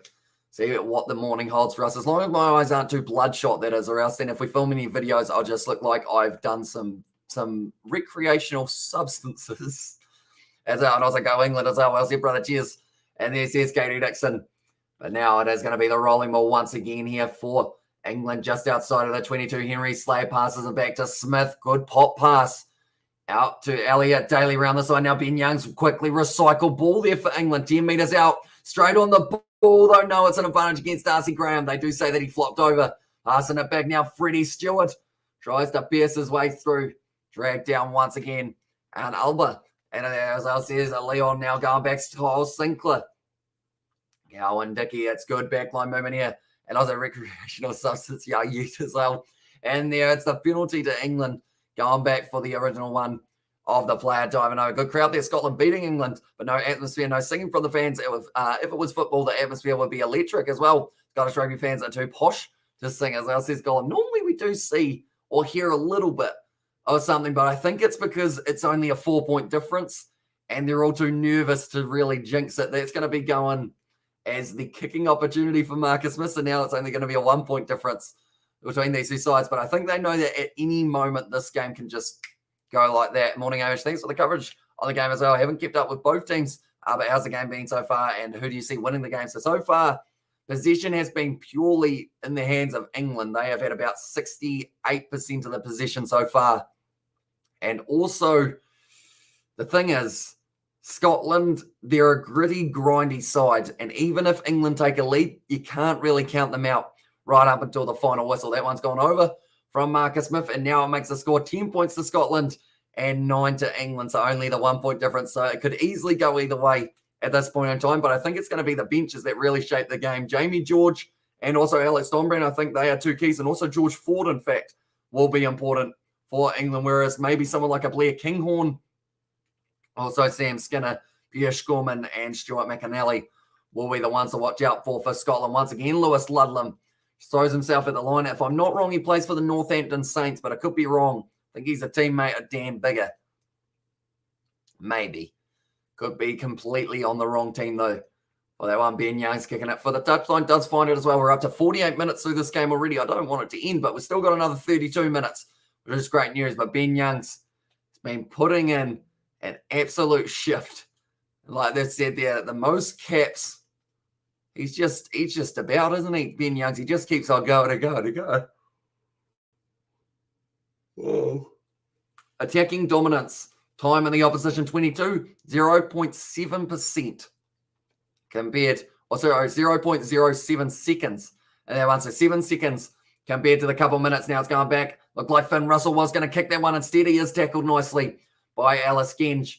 Going off to the right-hand side. Now we can hear a bit of singing coming from the crowd by the looks of it. And by the sounds of it, I should say. As Hamish Watson now attacking run tackle. Well, though, by Alice Genge. He's making a plenty of them. It's a good ball from Darcy Graham. Almost piercing the gap, but Ludlam able to stop him from piercing through. Sam Johnson, haven't seen too much of him so far. England got the stronger bench as well. They do indeed. And I'll be right back, y'all. We will see you later on. Nice. I was going to say Scotland's definitely looking strong. And there says the snooze. And now, that was Finn Russell taking a bit too long to take that kick. It does go into touch, but you can't afford just sit there with a rush defence such as England's. If you sit there, they're going to make you pay, and that's not singing. And there, as Arcee's gone, there was a little bit of something going on there, only very briefly. And also, we've got there, Marcus Smith is an adequate replacement for Owen Farrell as well. When these lads miss a kick, it's usually the front page of sports media as well. And Sebastian and England got the stronger bench here. They've got some very good players on there. I mean, I didn't even list the likes of Charlie Yules, Joe Marler as well. He's going to get under the skin of Scotland pretty quickly, I would think. And also, Jack Knoll is another player that they have got who does play for the Exeter Chiefs, the recently beaten Exeter Chiefs as well. Unfortunately for them, come on Scotland. And there's Gulliver. I was like, hey, brother, Hamish, chatting a long time no see. Welcome in, Johnny. Well, good morning, I guess I should say, 7 a.m. here in Kiwiland. Have you got any work today, Johnny? Or have you got the day off? But currently, Scotland winning this game 10 points to 9. It's a very close one between them, that is for sure. But currently now, once again, the rolling maul does start working its way forward for Scotland. Lewis Ludlam trying to keep himself in there. They've said 9, get ready. The ball's gone down, and it's a scrum for England. They just didn't get that one out quick enough. And because of it, they are rewarded with themselves another scrum feed. Hello, Johnny brother. I hope all is well with the 10 out of 10 for Sebastian. But Pierre Scorman, he's a beast on the sideline, and he will be making his way out onto the field very soon. Solid individual. And he is going to be replacing the man who was at the number 1 jersey, Rory Sutherland, is going to be going off now. And also Xander Fagerson makes his way off. And same with Sam Johnson. So replacing the whole front row for that one. His name's not Sam Johnson, though. It is George Turner, was who I meant to say. So it is going to be Stuart McAnally, Pierre Scorman, and then also WP now as the other man who is coming out onto the field here for Scotland. So they've decided 51 minutes and it's time to go. Bring on the replacements, bring on the power in the scrum, and let's see whether or not we can wear these English boys down. But then when England decide to make the subs at the scrum, they will have Jamie George, Joe Marler, Will Stewart as their option. And sorry, it's this news. I actually done that to you. Please excuse me as well. And there says it was Johnny Blaze. Wait, did you accidentally time him out? Hopefully, I guess if it's accidental, he should be back 5 minutes. Sorry about that, the snooze as well. Here, just for that one, we will go like that as well. That looks like a nice, is that a coffee? You'll have to let us know once the timeout is over, but it does look like an all right drink. As I said, yeah, Johnny, it's been too long, brother. Hope you are well. And there says Katie Dixon, but now going to be pushing their way forward. It's a free kick to England. And the scrum just went a little bit too early on the tight head side, which would have been WP now. Oh, Okay, it actually becomes a penalty now for them as well. So now it does become a penalty because it was 3 in a row. So anytime they push early now does actually become a penalty. So Stuart McAnally, they are showing him at the moment. And now Marcus Smith kicking it for the touchline. Decided against going for the 3 points there for England. Moving close to 22 at the moment. There are a few replacements warming up for these sides. But Ben O'Keefe at the moment, the New Zealander, he has been in charge of this fixture so far. And currently, Luke Cowan-Dickie. They are saying Ben O'Keefe at the moment in the top 3 or 4. Or they want to ask the question of whether or not it was straight enough. And they do say yes, it was. Now England trying to march their way forward, passing the ball back. And the rolling maul who has got it at the moment. I believe it is still Luke Cowan-Dickie. We're trying to creep closer and closer. Scotland need to make sure they keep on joining this one legally or else they will get themselves in trouble. I think Grant Gilchrist just came in through the side. And that one has been now given as the advantage as well. I've been on holiday for 1.5 weeks. I'm back at home now, going through Marcus Smith. And he scores a try. He's fired up as well. And now England take the lead. Marcus Smith gets the try as well. Try Marcus Smith and Gollum has said, as well. And although game's not over yet, we have seen Scotland before, late tries. I mean, just look at that game up against France when they were able to score that last-minute thriller for themselves. Marcus Smith, he does get his first try of the match. We will add him to the first try scorer list of the English 53rd minute of this game. We will go like that. We will go like that. As also we will go there. Swing low, sweet chariot. As us, this is accident aim. Ain't he Rassie's favourite ref as well? And there says Johnny, no, that's Nick Berry. Nick Berry's the one who he absolutely despises. He's on the touchline for this match. And also we have got there. I hope it was a fabulous holiday as well. And you need to try coffee and tea. Can't bear the thought of you not savouring a nice hot cup as well, says Sebastian. I could end up, if I held a Fanta in my hand for a while, it might get warm. Does that count? Probably not. Not really, but, you know, it's worth a crack. But Marcus Smith, he was fired up for that one when he was able to score it. There was a fist bump as well. Eddie Jones not even cracking a smile for that one when Marcus Smith scores in and try England as well, says Sebastian. And also Marcus try. And they're from Katie Dixon. And now Marcus Smith lining out the kick currently. 14 points to England, 10 to Scotland. This kick will be crucial for the English because if they do end up getting this one, it does lead them by 6 rather than the 4, which means that Scotland would need to convert their try if they did end up getting one. Kicks it. He's missed. Marcus Smith, it's gone away to the side, so now there's only 4 points difference. Not safe yet, just need another score, as I said, James, exactly right. Nick Berry versus Racing heavyweight boxing exhibition match as well. And then surely you can't enjoy a hot fizzy drink that's blasphemy as well. Yeah, I don't know how that would be. I know that if you boil Coke, it becomes tar, but I don't know why that is. And he did it. Wait, no, God, no why. So it says Katie Dixon taken nicely by Joe Marchant. It's close to that touchline. It was Darcy Graham trying to rip that ball away currently inside of the 22. There is still a little bit of rain around. It looks quite bright as well. The moment Eddie Jones crying over Farrell inside. So it says Gareth. Now Young's rolling this ball back once again. Cowan-Dickie protecting her. I wonder when England will decide to go to their bench. And Scotland win this cup last season as well. They did indeed. So something that doesn't happen too often is back-to-back wins for Scotland up against England. But they've got the potential of being able to do it here. But we, of course, we'll have to wait and see how this one does finish. Is Ben Young's going off the field? No, he's still good. He's going to be staying out there for a little bit longer. Pierre Schorman at the moment now, joining back up with this line out. And also we've got there, come on, smash the Scottish as well, says Danny Singh. And also unfortunate miss with the George emoji. Yeah, and the Tattoos are now going back across. Hamish Watson goes to Ali Price. Drawn past Stuart Hogg, a little bit loose there. The ball does sit up for Darcy Graham now, and he is going to be carving his way straight through. Darcy Graham tackled nicely. 45 metres out. Luke Cowan-Dickie did end up putting the hands on the ground. That wasn't quite able to get that one. Now running hard at the line. It's Matt Fagerson. Forward momentum well and truly in the favour of the Scottish at the moment. Finn Russell once again going across Stuart Hogg. Trying to pierce his way through with a few side steps. Still going to be on the side of Scotland. Pierre Schorman. No look pass. Out the back line. It's taken nicely there by Jamie Ritchie, who has got big strides. Does use every inch of them to make his way up to 35 metres out. Hamish Watson. Inside ball. Nicely done. Straight into the hands of Grant Gilchrist. But Scotland, this is probably the most phases we have seen so far throughout this match for them. So the dummy went to Johnny Gray instead. Price going to the left-hand side, back to Finn Russell now. going to be the draw and pass. Nicely done by Stuart McAnally, knowing that Stuart Hogg wasn't probably in the best position to be able to run onto that one with the amount of defenders out there. Finn Russell now back across, wide cut out pass. Grant Gilchrist, nice hands from Sam Johnson. Could have easily been put down. They're up to 9 phases now for Scotland. Ali Price goes back across to Pierre Schoolman. Does try and make his way forward just a little bit further. They are still phase after phase up to the double figures now. It was knocked down, and now it's back on the side of England.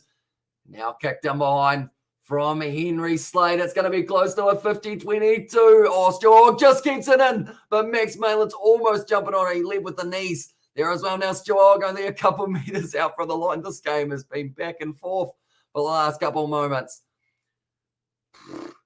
Also, we have got there. Come on, Scottish. Oh, come on, Manchester Scottish. And 2 tries and 1 conversion for Scotland. That's it. As been new holiday house in Brighton, O'Keefe as well, says Gareth. But now Ali Price is going to be able to roll this one back, and we'll be kicking this one into touch. And we do get to take a breath. He does find touch. Okay. A little bit of action going on there between the two sides. That is sure. They just kept on going and going and going and going for that one. But Stuart Hogg, he kept the ball in, but it was almost at what cost. It almost ended up with Max Malins being able to jump on that ball and score the try. And that would have been a brutal one for Isaiah Hogg. Didn't give them the help as well, says Gollum there. Oh, don't give them the help. And Isaiah Daly playing at centre as well, says Johnny Blaze. He's been decent. He's been relatively quiet, probably not as much as we have seen him when he's out on the wing, because we've seen more of Max Malins. In fact, actually, it's been Max Malins. Joe March, and we haven't really seen too much of throughout this match, but he's been going all right. He hasn't really put a foot wrong. He just hasn't had too many huge moments throughout this match. As our Stony Beach and Brighton as well, he wouldn't enjoy it too much. And they're now rolling their way forward. Luke Cowan, Dickey breaking off from the rolling ball, going himself. Ben Young's had the hands on the ball, took a very long time there. And now because of it, bounces back on the side. And Johnny Gray, or Jamie Gray, no, what's his first name? It's Johnny. And that one's gone into touch. Once again, they have got the option of either the line out or the knock on. Okay, there's the Scotland player down at the moment. Or Stuart McAnally. Oh, it's well done there. Then from there, I think Stuart McAnally jumps on that ball. Does he get injured there? How does he injure himself? And Ali Price just wasn't quite able to hang on to that, and Price is juggling ice as on there. Where's Underhill? I think he is. Is he injured, or is he just not playing in this game? I don't know whether or not if he's not injured, I would be surprised if we don't see him in the next kind of game or two with the opposition that they have got coming up. And I was like, hello, mate, Wi-Fi up in the coconut tree. Enjoy your work always with a cold Sam Miguel. And this is Aaron, but it looks like Jamie Ritchie has stayed down here.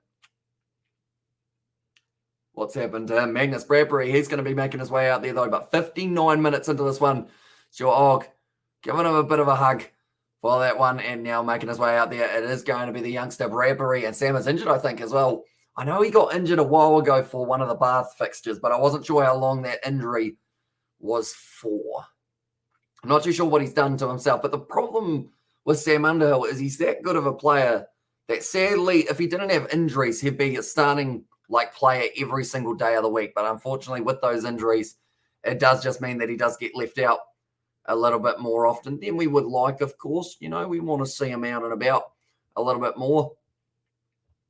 And now Bradbury making his way out onto the field. This is going to be a big moment for the youngster to be able to make sure that he does do well in a high-pressure situation. There's only 4 points difference between these two sides, and currently 21 minutes. They're actually going to be taking him off the field on the stretcher, which is not ideal for Jamie Ritchie. So I think there's a serious injury either to maybe the back or the knee or something along those lines, but they will be taking him off the field.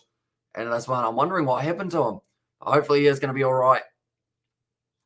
He's just saying, yeah, I'm all right. I don't know whether, okay, he's limping a bit, I think. So it is actually a leg injury for that man. He jumps up onto it, and now he is going to be taken off the field as well. Hopefully it is a speedy recovery for that man. Anyone who is wondering what the games are next week, France take on Ireland, Wales take on Scotland, and England take on Italy.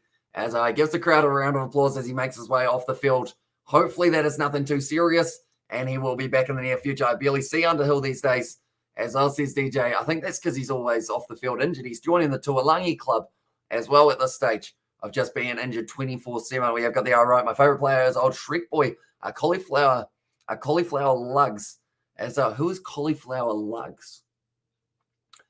Does he have a normal name, or not like a normal name, but one that's not a nickname? So I'm trying to think of who it is, and I feel like if you say the name, I will be able to work it out. Sam Johnson off the field now, and that's for Sione Tuipulotu. Makes his way out there. Come on, Scotland fans, get behind the team. It's our country against England, as I says Gollum there. Currently, we have only got another 20 minutes left. It is going to be the line-out throw for England, and Luke Cowan-Dickey goes to the front. The hands of Asikwe, who's a very tall individual. Him and Mara Doje can cause a lot of problems at a line-out in a rolling ball. Another yawn hitting us as well, but Kyle Sinclair charging forward. I think the sun's going to be out today, which is very nice, as it did rain most of yesterday. As are going to be kicked high now from Ben Youngs once again, just looking for that ball to drop about 30 metres out from the line. Sam Simmons dives on it and does pick it up, so England retaining the position for that kick. Ben Youngs goes to Sinclair now, going down to the left-hand side now once again. Out to Marcus Smith, the only try scorer for England. Elliot Daly now looking for the offload, doesn't quite find it. Sinclair is able to pick up the loose ball though. And once again, going to be dragged down 40 metres out from the line. How many potatoes would Scotland give Furlong? Come over to them as well. And there's Gareth. Oi, not gone from Duan van der Merwe. It did go backwards though. They have set to now. He is going to be attacking. That was a bit of a nothing attempt in the tackle by Elliot Daly. I don't know whether or not the arm didn't work or he just decided to avoid it. It's a penalty to England though. And pissing down in the Manawa too, mate. As I says Johnny, oh, does that mean that's going to be on its way? There are a few greyish clouds in the distance, so hopefully they stay away for a little while. Where Vampires Hamish the sun is not our friend, says Sebastian. I guess that's a good point. Do vampires hiss at the sun like a cat would at like another cat? Do they go like, or is it just like you just go, oh, that's a bit bright? That's missed touch for Marcus Smith. And now Stuart Hogg will be returning fire with a very big kick. Marcus Smith taking it nicely though. Now does he look for the 50-22? He does put it high instead. Gone up, Freddie Stewart trying to line it up. Not able to take it. It goes backwards though off Scotland. There's been quite a few drop balls, but they've all been going backwards in the second half. Matt Fagerson driven down low in that tackle. Now counter right from the English. It was led by the captain, Tom Curry, and they get it back. Ludlam not able to find the offload. Ali Price able to drag him down, but 15 metres out now. Little kick behind from Ben Youngs. It sits up. No option there, and they're going back for the penalty. As and also it's heavy grey clouds up in COVID City too, so I assume that is Auckland, maybe? Is it Auckland for that one? I'm going to check the weather report. Mostly cloudy, 30% chance of rain at 3 p.m. Overall, though, it's not too bad. I'll take a kind of nice day. Also, what is happening now? Get a grip, Scotland. As says Gollum Pie. At the moment, yeah, they are just making a few too many mistakes with the discipline side of it straight out in front, and I believe they are taking on the 7 points. Once again, a draw would actually grow on both sides in the Six Nations. Marcus Smith now making his way out there. Currently penalties so far. Scotland, they have given away quite a few in the second half. 5-0 of the English. And that is going to be something that could cost them this game. And I've just realised how bloodshot this eye looks, which isn't good. Hopefully when I think it's just from looking at the sun, or not looking at the sun, but looking at the lights.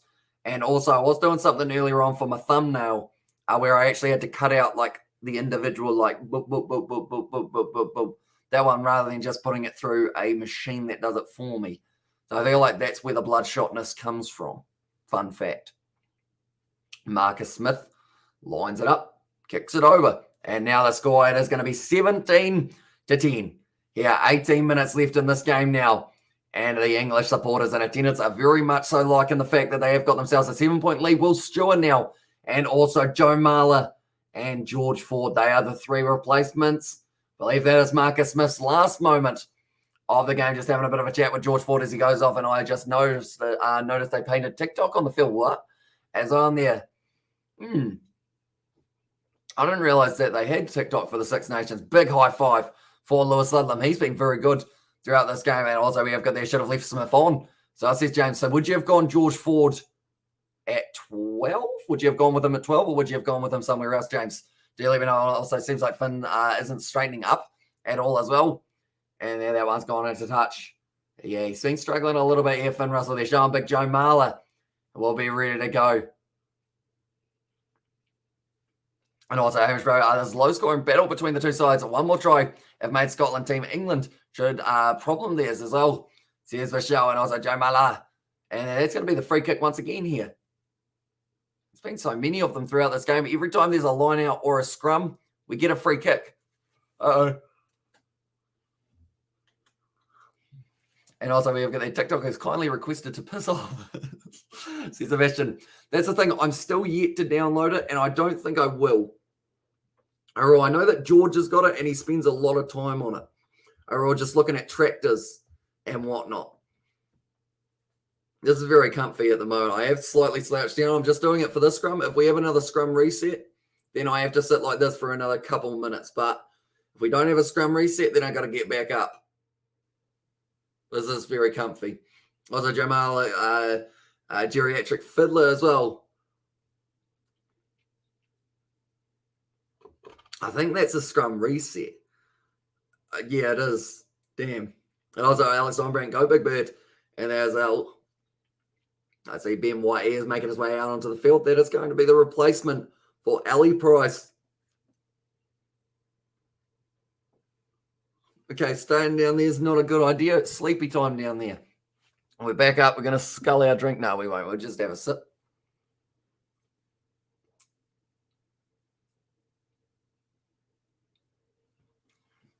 There we go. Scrum once again for Scotland. It's almost gone down in the front row. It's a real battle on this near side with Joe Marler.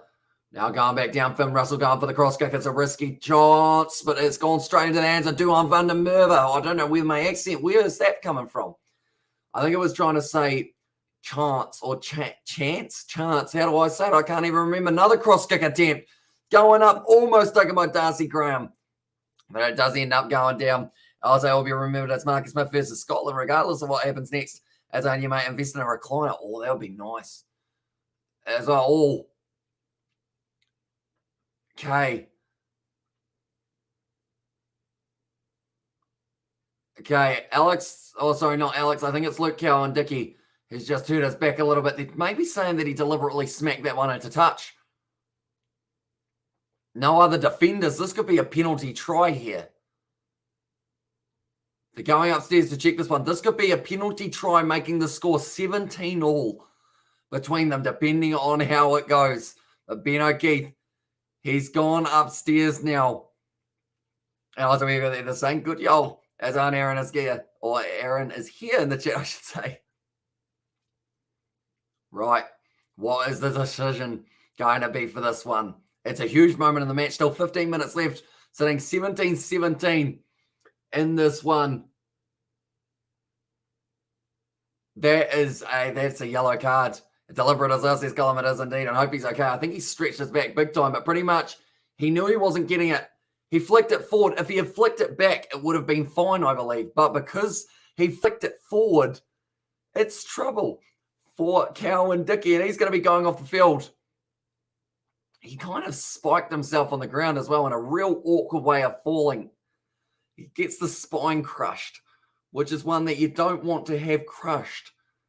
This is weird because I think this is very close to the score in mine and George's game that we did do of this on Rugby Challenge. I'm actually going to check the score of ours, and I got his neck as well. It didn't look too nice, but it's going to be a yellow card for Cowan Dickey. One moment, we will go back here. Last player, last line of defense. It's a penalty try. Okay, no, our game was 19-all. That's going to be the penalty try for this one. They don't even have to kick it as well. And Luke Cowan Dickey, he goes off the field. He's still got a smile on his face. He just said dumb as well for what he said. And yes, says Gollum, and also big oof. And there it's just changing the game a little bit more Score is going to be 17-all. Cowan Dickey off the field, which now means that Jamie George, he will get to go out on the field at some stage, but they will have to play with one less men. I got to check the highlights for that one. So I says the news pretty much. When he went up for it, went like this, and then he went and just pretty much volleyball spiked the ball into the crowd. That was a bit of a over dramatization thing. Too much drama. Just a little touch of drama at Murrayfield. Don't actually mind it as well. Says Sebastian with the 10 out of 10 of beef. And Sam Miguel pie down the hatch. Amigo, love it. So says Aaron. Oh, I really want a steak pie now. You've done that to me, Aaron.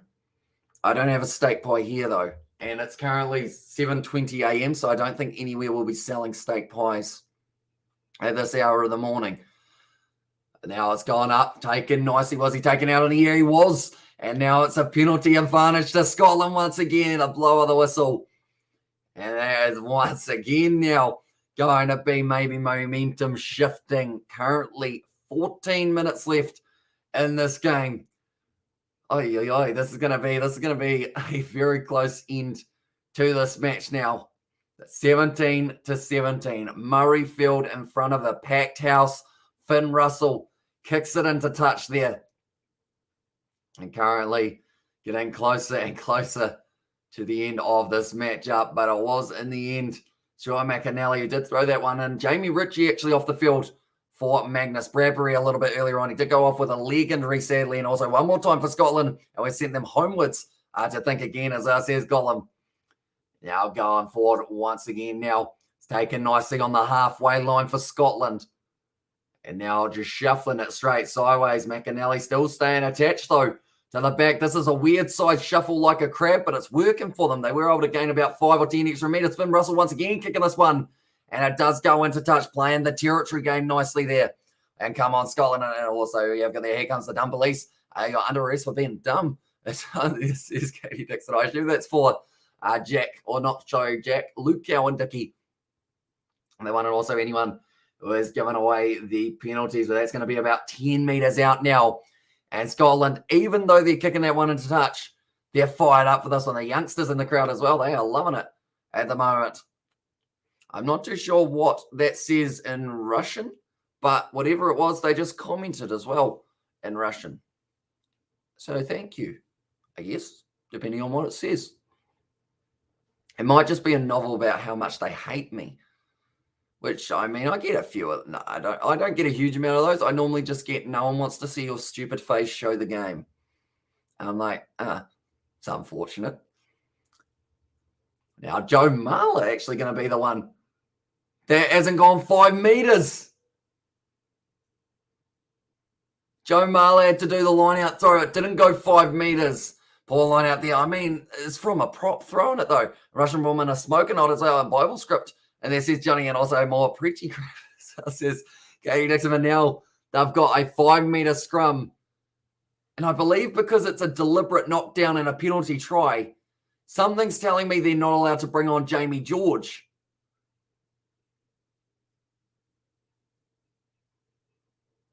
Or are they? Are they allowed a hooker? I'm not too sure. And I was like, well, they are England. I said, okay, they are allowed Jamie George. It was weird that they weren't allowed to make that sub beforehand, but I believe that was because of the penalty side of it, that they weren't able to bring him out. But now Sam Simmons, he will have to make way for that man going out on the field. I respect religion. I just don't appreciate religious spam as well. And also, well, welcome to the block list, my Russian friend. Says at this news, but currently now Jamie George making his way onto the field. Temporary replacement, 69 minutes into this game. They can for a flank or back line as well. And there says Gavin also, JMO is here. Time to get done. And here we go. And I also show the game. Says Frisky, yeah, something along those lines is normally what we do end up getting on the channel. That is a good example. But currently, best bet, I mean, there's about 15 ways of watching it for free around the world. So there are plenty of options to be able to find it. So you do go find one. We have got their Russian coming back as well. Book them. And also we have got their thought you can only get to being on props. As on there, says Colm. It's going to be a free kick, no scrum reset. And once again, it is going to be on the side of Scotland. And as I show the game, as I says Frisky, once again, it's available for free pretty much in every country around the world, other than maybe New Zealand, South Africa, and whatnot. Other than that, you got plenty of options, and also the highlights will be on the Six Nations YouTube channel straight after. And also we have got there, Frisky really doesn't mess around, does he? No, he's straight to the point. I like it. You know, it's not none of this messing around like, hey, can we see the game? It's oi, give us the game now. As an S, and there as ours says Frisky. So just an S there for that one as well. And also, sorry, bring on props as well, says Colm. There, and the snooze has got the thumbs up for that one as well. It's gone down. It's the penalty to Scotland, right? Do you take the 3 points and get yourself the lead with still 5 minutes left in this one of the yellow card, or do you go for another scrum? See whether or not you can get yourself maybe another yellow card coming up. What do they do? What do they do? What are they going to do? Try. Come on, boys, as well. Says Gollum there. They're having a team huddle at the moment for Scotland.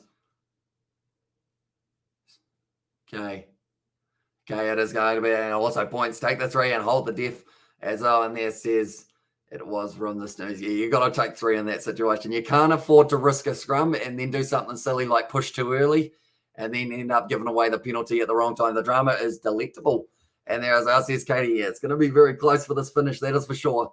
Currently, England, they are going to be 3 points behind if this kick goes over, and it will only be another 8.5 minutes left in this one. And also, hello everyone. I just wanted to say I want the Scots to win. It's says fantastic charisma. At the moment, this is a massive moment. They have got the chance of being able to kick it over. Russell, yes. And there says Gollum, and also Hamish Rowe. I was saying already, England should problem face it. Scotland try to score as well, and Scotland are rubbish. Oh, that was close to the post, but it does go over. And now Scotland have got themselves the lead back in this game with the penalty kick. 3 minutes 40 left of the yellow card of Jack, or not Jack. I keep on calling him Jack, but I think I'm thinking of Jack Noel off the bench, but of Luke Cowan-Dickie. So Jamie George still allowed to be out there for a little bit more time, I believe. And also good decisions. As says Gollum, and also he shaved that one. It was very close. That one's gone out. Was it out on the full? Oh, it's going to be England now who have got themselves the line out. And also, he shaved that one. And also, good morning, Kiwi lads. Welcome into these Six Nation games. Are too close. It hurts me as well. And it's satisfying at the same time. Yeah, I mean, it's like that one that we did get to see between South Africa and the All Blacks. For both of those ones, to be fair, they were both very close. Is there a yellow card? There is indeed. So it was a yellow card of Luke Cowan-Dickie for a deliberate knockdown. And then also, it was awarded as a penalty try. Because that will you stream every game of Super Rugby New Zealand? I will indeed. Every game of Super Rugby for the Australian sides as well will be out. And why is Jamie out? So pretty much Jamie George is out on the field because of that yellow card going the way or going against Luke Cowan-Dickie. I also see George Ford is out there at number 10. He replaced Marcus Smith a bit earlier on. And also you need a shave as well, says Ollie. I probably do. Yeah. It's all right though. I always shave for like some sort of forfeit, and we've had quite a few of them as of late, and they were so close. Are you going to get a piece of paper between the ball and the pole as well? Kiwi lads, I'm going to my friend Corey's tonight. It's going to be fed in now by Scotland. They have got themselves the ball back. Sione Tuipulotu just crash ball forward here for the big man. Currently almost stolen there by England though. So on the side of Scotland, I had to blow that kick in as well. And Jamie will say Simmons will come back. And there, as says Gareth, that one's going to be charged down by Mara Doge. A bit more drama late. Taken by England, but they're going back for the penalty in favour of Scotland.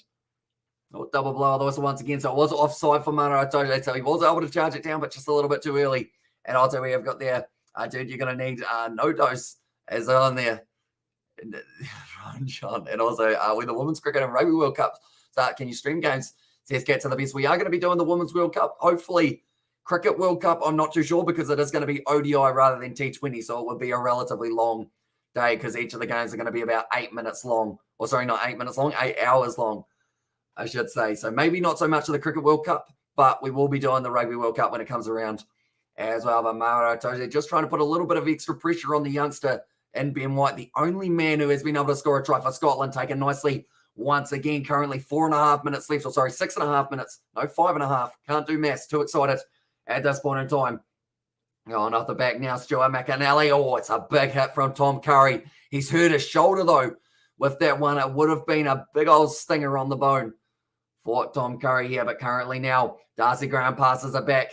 Gives it off now to White, the youngster who was able to score the try earlier on. Like I mentioned, can he get a match winner for them? Sione Tuipulotu on the outside. Bump off from Bradbury.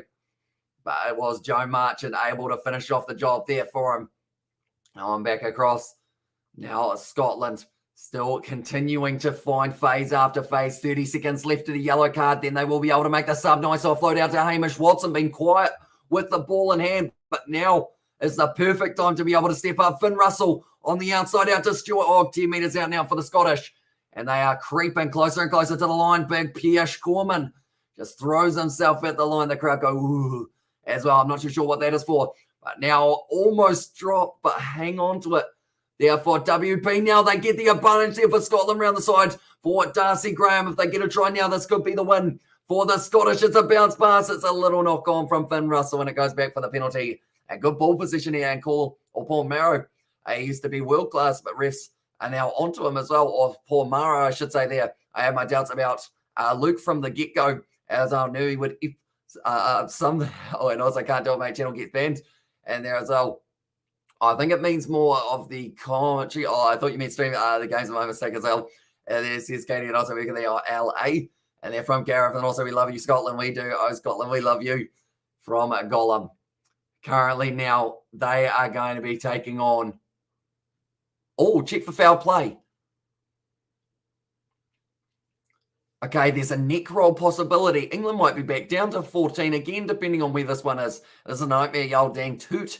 As Elle says, Katie, is it going to be against Scotland or will it be against England?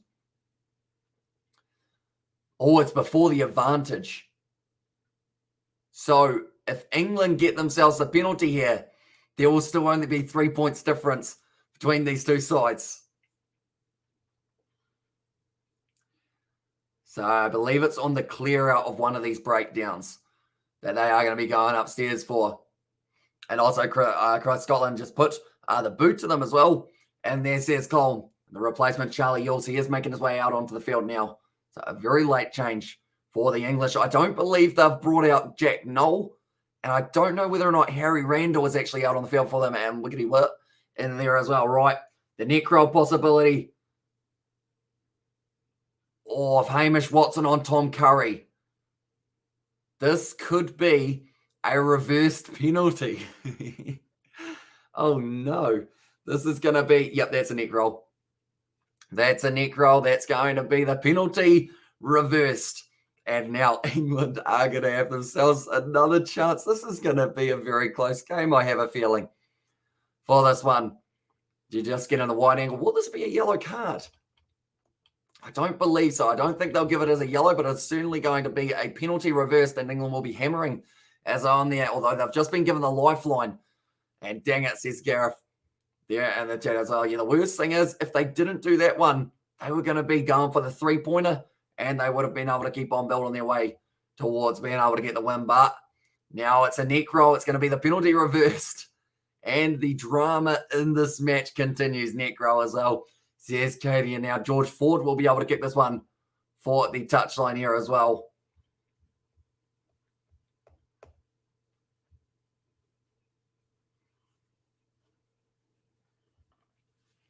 It's gone into touch. Right. What have we got here for the final moments of this game? I feel like my voice is going to disappear at the very end. Mara Toje taking it nicely. Did they take him out too early? Was it just in time? The ball is out. They do have to use it. Jamie George now got this one at the back of the rolling maul. Trying to creep forward to what spot on the field is the action happening currently. They are 40 metres out from their own line here, England. And it is going to be Ben Youngs once again who puts up the box kick. Kicking it down straight into the hands of Duan Funamurva, taking it beautifully. Hasn't really had the busiest game so far. But now, going back to the short side here, Ben White passes it across. You've got 3 minutes left. You cannot afford to try and close it out like that, or else it's a penalty to England. Oh, no. You can't afford to try and just hit the ball up nicely when you've got 3 minutes left. There's just not enough time. But it was Alex Dombrandt, the big man from the Quins, was able to get over it. Drive, boys, as well. 4 minutes remaining. Can Scotland hold the nerve? Let's see here. And also, we have got there, don't worry, England. It's taking part. That counts as on WTF. Says fantastic charisma. And also come on Scotland, says Michelle there. And also, Dan says the snooze. They are kicking it for the corner. It wasn't the greatest kick, but it is still going to be the opportunity for a possible rolling maul try winning one for Jamie George, maybe? Could be on the cards. Was it Alex Donbrandt? No, in fact, it wasn't him. It was Charlie Yules. Or was it Stewart? I think it was Stewart, in fact, who was able to get on that one and poop your pants, friends, or your friends' pants, as on there, stolen by Scotland in the line out. And they are going to be trying to hang on to this one for a little bit longer. They've got to kick this one away, though. And I was trying to make a sausage roll reference, but yours is definitely better as well. And then squeaky bum in there, says Gareth. But currently now, Scotland have got this ball. They've got 2 minutes left. That's being taken back. They have to use it. Fires it back to Finn Russell. He did hear the caller take him back and kicks it down the middle of the field now. Straight into the hands of Max Malins. 1 minute and a half left in this game. Trying to go straight through. Tackled by Ferguson. And also, it was a WP now. Low tackle on Jamie George. If Scotland win a penalty from here, you'd say that the game is all but done. Max Malins steps nicely, though. England win themselves a penalty. I don't think they would take, or would they take the draw? That's the thing. It's a tough one, straight on the ball, almost for Grant Gilchrist, but not quite able to turn it over. Peter Schorman, the big man rips it away. That's going to be the knock on, though. And it is against the Scottish. And now it's going to be the scrum feed for England. We have got less than a minute left in this game. 20 points to Scotland, 17 for England. 3 points the difference between these two sides. We knew it was going to be a close game. Are they going to be able to hang on? Scotland at the moment, they do need to find a way of stopping England from getting a penalty advantage here, or even worse, getting themselves the try. Move Ben as well and flip the switch. Max Malins in there from Katie, but it was Matt Ferguson who gets Six Nations Player of the Match. As often himself, he's been doing very nicely. Another player, if England had won this game, I would have probably said Lewis Lundham, has been right up there. Woo! And they're from Katie Dixon, and also come on the bagpipes for Asham, and they're from Oldie, and also scrum for South Africa, WP now as well, and also Hamish Rowe if you're, oh no, Jack Noel, he's going to have to come on the field now. No, he's not. It was too late. They weren't able to make the sub, and victory is Scotland. Independence soon, says Gollum. It's going to be a big push from the Scottish. It goes down to the front row. And there's going to be another scrum reset. It also goes however. I mean, Scotland has us as the blocks, and also we've got the Hamish Row of match drawn. Share the points, so they do get 2 points each if this is a draw. And I believe an extra point they do get. Do they get 2 or 3 because of the fact that they're within 7? I think it's just the 2 points. You agree? Let us know. We're on the field. Things are going on, lads. As I says, Colin. There at the moment, the scrum feed, it is going to be from 40 or so meters out. Actually, Jack Noel making his way out onto the field, so he is allowed to have that substitution. Or in fact, sorry, it's about 32 meters out. We will go very specific with this one. Currently now, Pierre Scorman getting pushed in the back by one of his Scottish locks, trying to fire the man up, trying to get them in the position of being able to win this first Six Nations fixture. They head across to Wales for their next game. Going into that game with a win would be absolutely huge for them. Or could it be the win for England right at the last moment? The camera doing some brilliant work here with the angle from above. It's going to be now in there. It's another one going down. We're up to 81 and a half minutes. The game between Ireland and Wales actually went to about 83 or somewhere around that mark as well. And it seems like this one will be no different.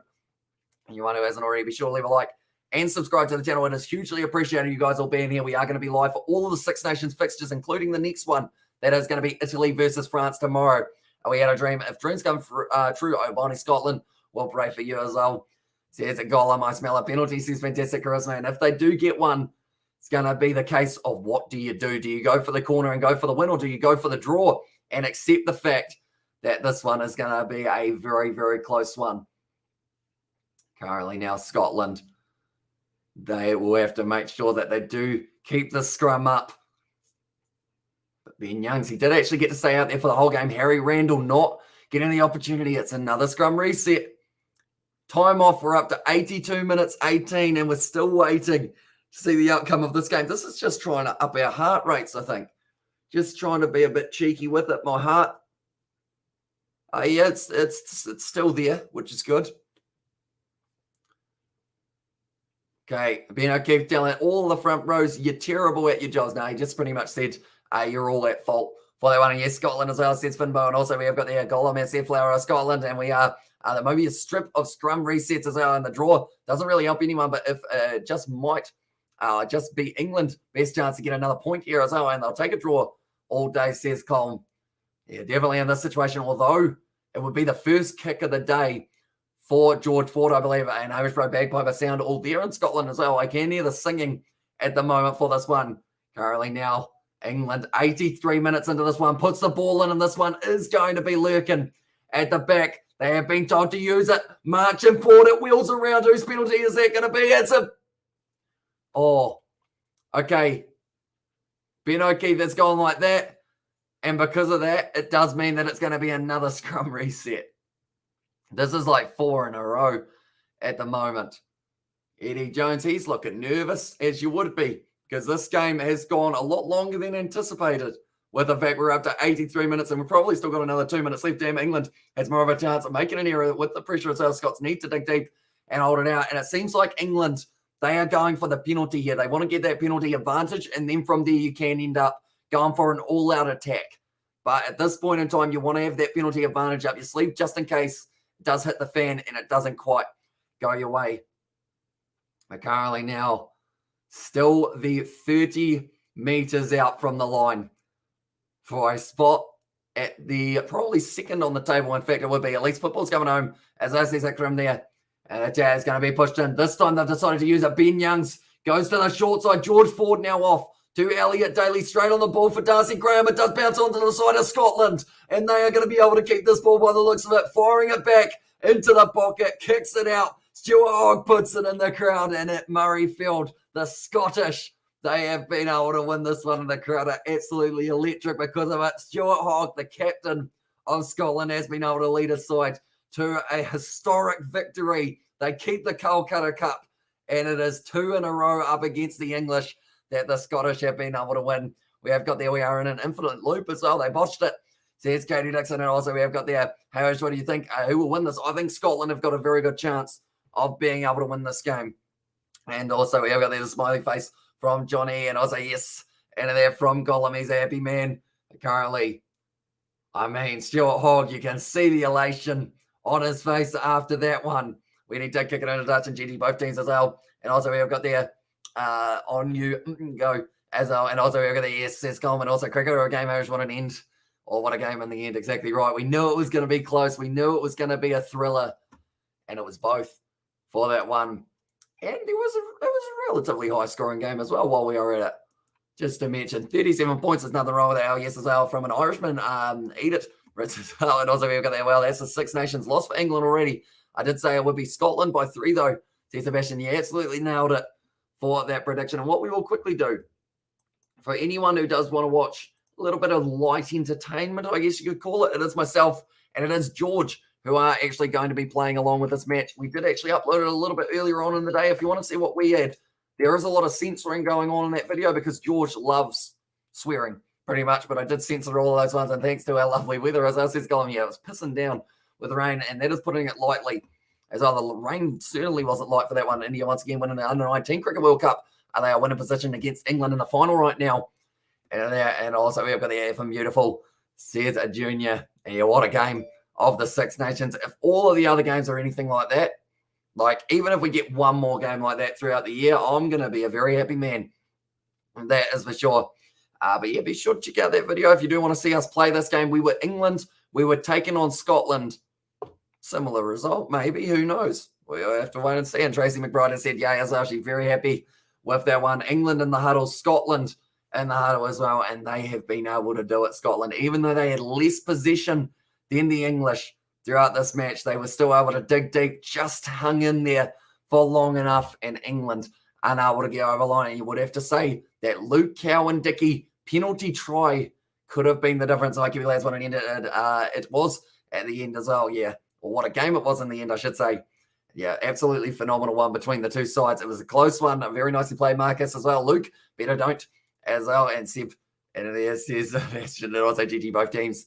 And also a heap of exclamation points from Barry Green. But Scotland, less possession, less territory, more tries scored, though, in this one. They did have the 2 tries. And in the end of Ben White And also, who was the other try scorer? Did they have another try? No, they didn't. They did not. Okay, this is the wrong. It says that they scored twice, but they did not. They only got the one, and well done, says Aldi. And that's it, Scotland. Punch on England's face. Finally, 3 points. Well done, Scotland. And there says Vachel, and it's massive. England do get themselves a bonus point for being within 7, but Scotland, to have the 3 points this early on is brilliant for themselves. And yippee from Gordon, also Robert Scott, Scotland the Brave. And there says Golden Pie. But currently, running meters, 415 for England compared to the 286 of the Scottish as well. Defenders beaten, though. 17 defenders beaten for Scotland. 6 defenders beaten for England. And also, this is a huge number, 122 out of 128 tackles made by Scotland. 95% tackling accuracy. That was the difference in this one. They made their tackles when they needed to. Do Scotland, Ireland, Netherlands were part of England, right or wrong? Are they separated in their own nation? Is it true? So they are all separate countries for the rugby scene and also in general for that one. And also very exciting game. What's your opinion on the game? I loved it. It was a very close one. Even if England had won it at the end, I think it still would have been an absolute thriller and exactly what you want for a game of rugby at 7:44 a.m. here in New Zealand. It's currently sunny. It's going to be a nice day, Scotland as well. Says a lot to there. And thank you for the stream, Hamish. And also, we've got their cheers for the stream. And everyone, check it out. Big love in there from Sebastian. But yeah, if you guys do want to watch that video with me and George playing along with this game between Scotland and England, that is a link that I have just put in the chat. But thank you all very much for tuning in. If you are new, sure leave a like and subscribe to the channel. We will be back in the future with more of the Six Nations, including France versus Italy. That will be taking place tomorrow night. Should be an exciting game for that one as well. But thank you all very much for tuning in. And we have also got there. Do you think England did anything wrong, says Barry Green? I would say, unfortunately for them, the discipline at the very end of the game did let them down. Not just Luke Cowan and Dickie's one, but also in general, there were about 3 or 4 other penalties that did go against them, which I think really did start costing them because they let the momentum go back in the side of Scotland. And when you've got the crowd in attendance going for Scotland the way that they were, they're always going to get behind their sides. And also thanks to Kiwi Lads. God bless you as well. Right back at you, mate. Do appreciate you being here, GG Hamish, chats and mods for that one. But nonetheless, thank you all very much for tuning in. And we will be back with the Premiership Rugby tomorrow as well. Harlequins, I should say, versus Sale Sharks. But thank you all very much for tuning in. And I will see you all for the next one.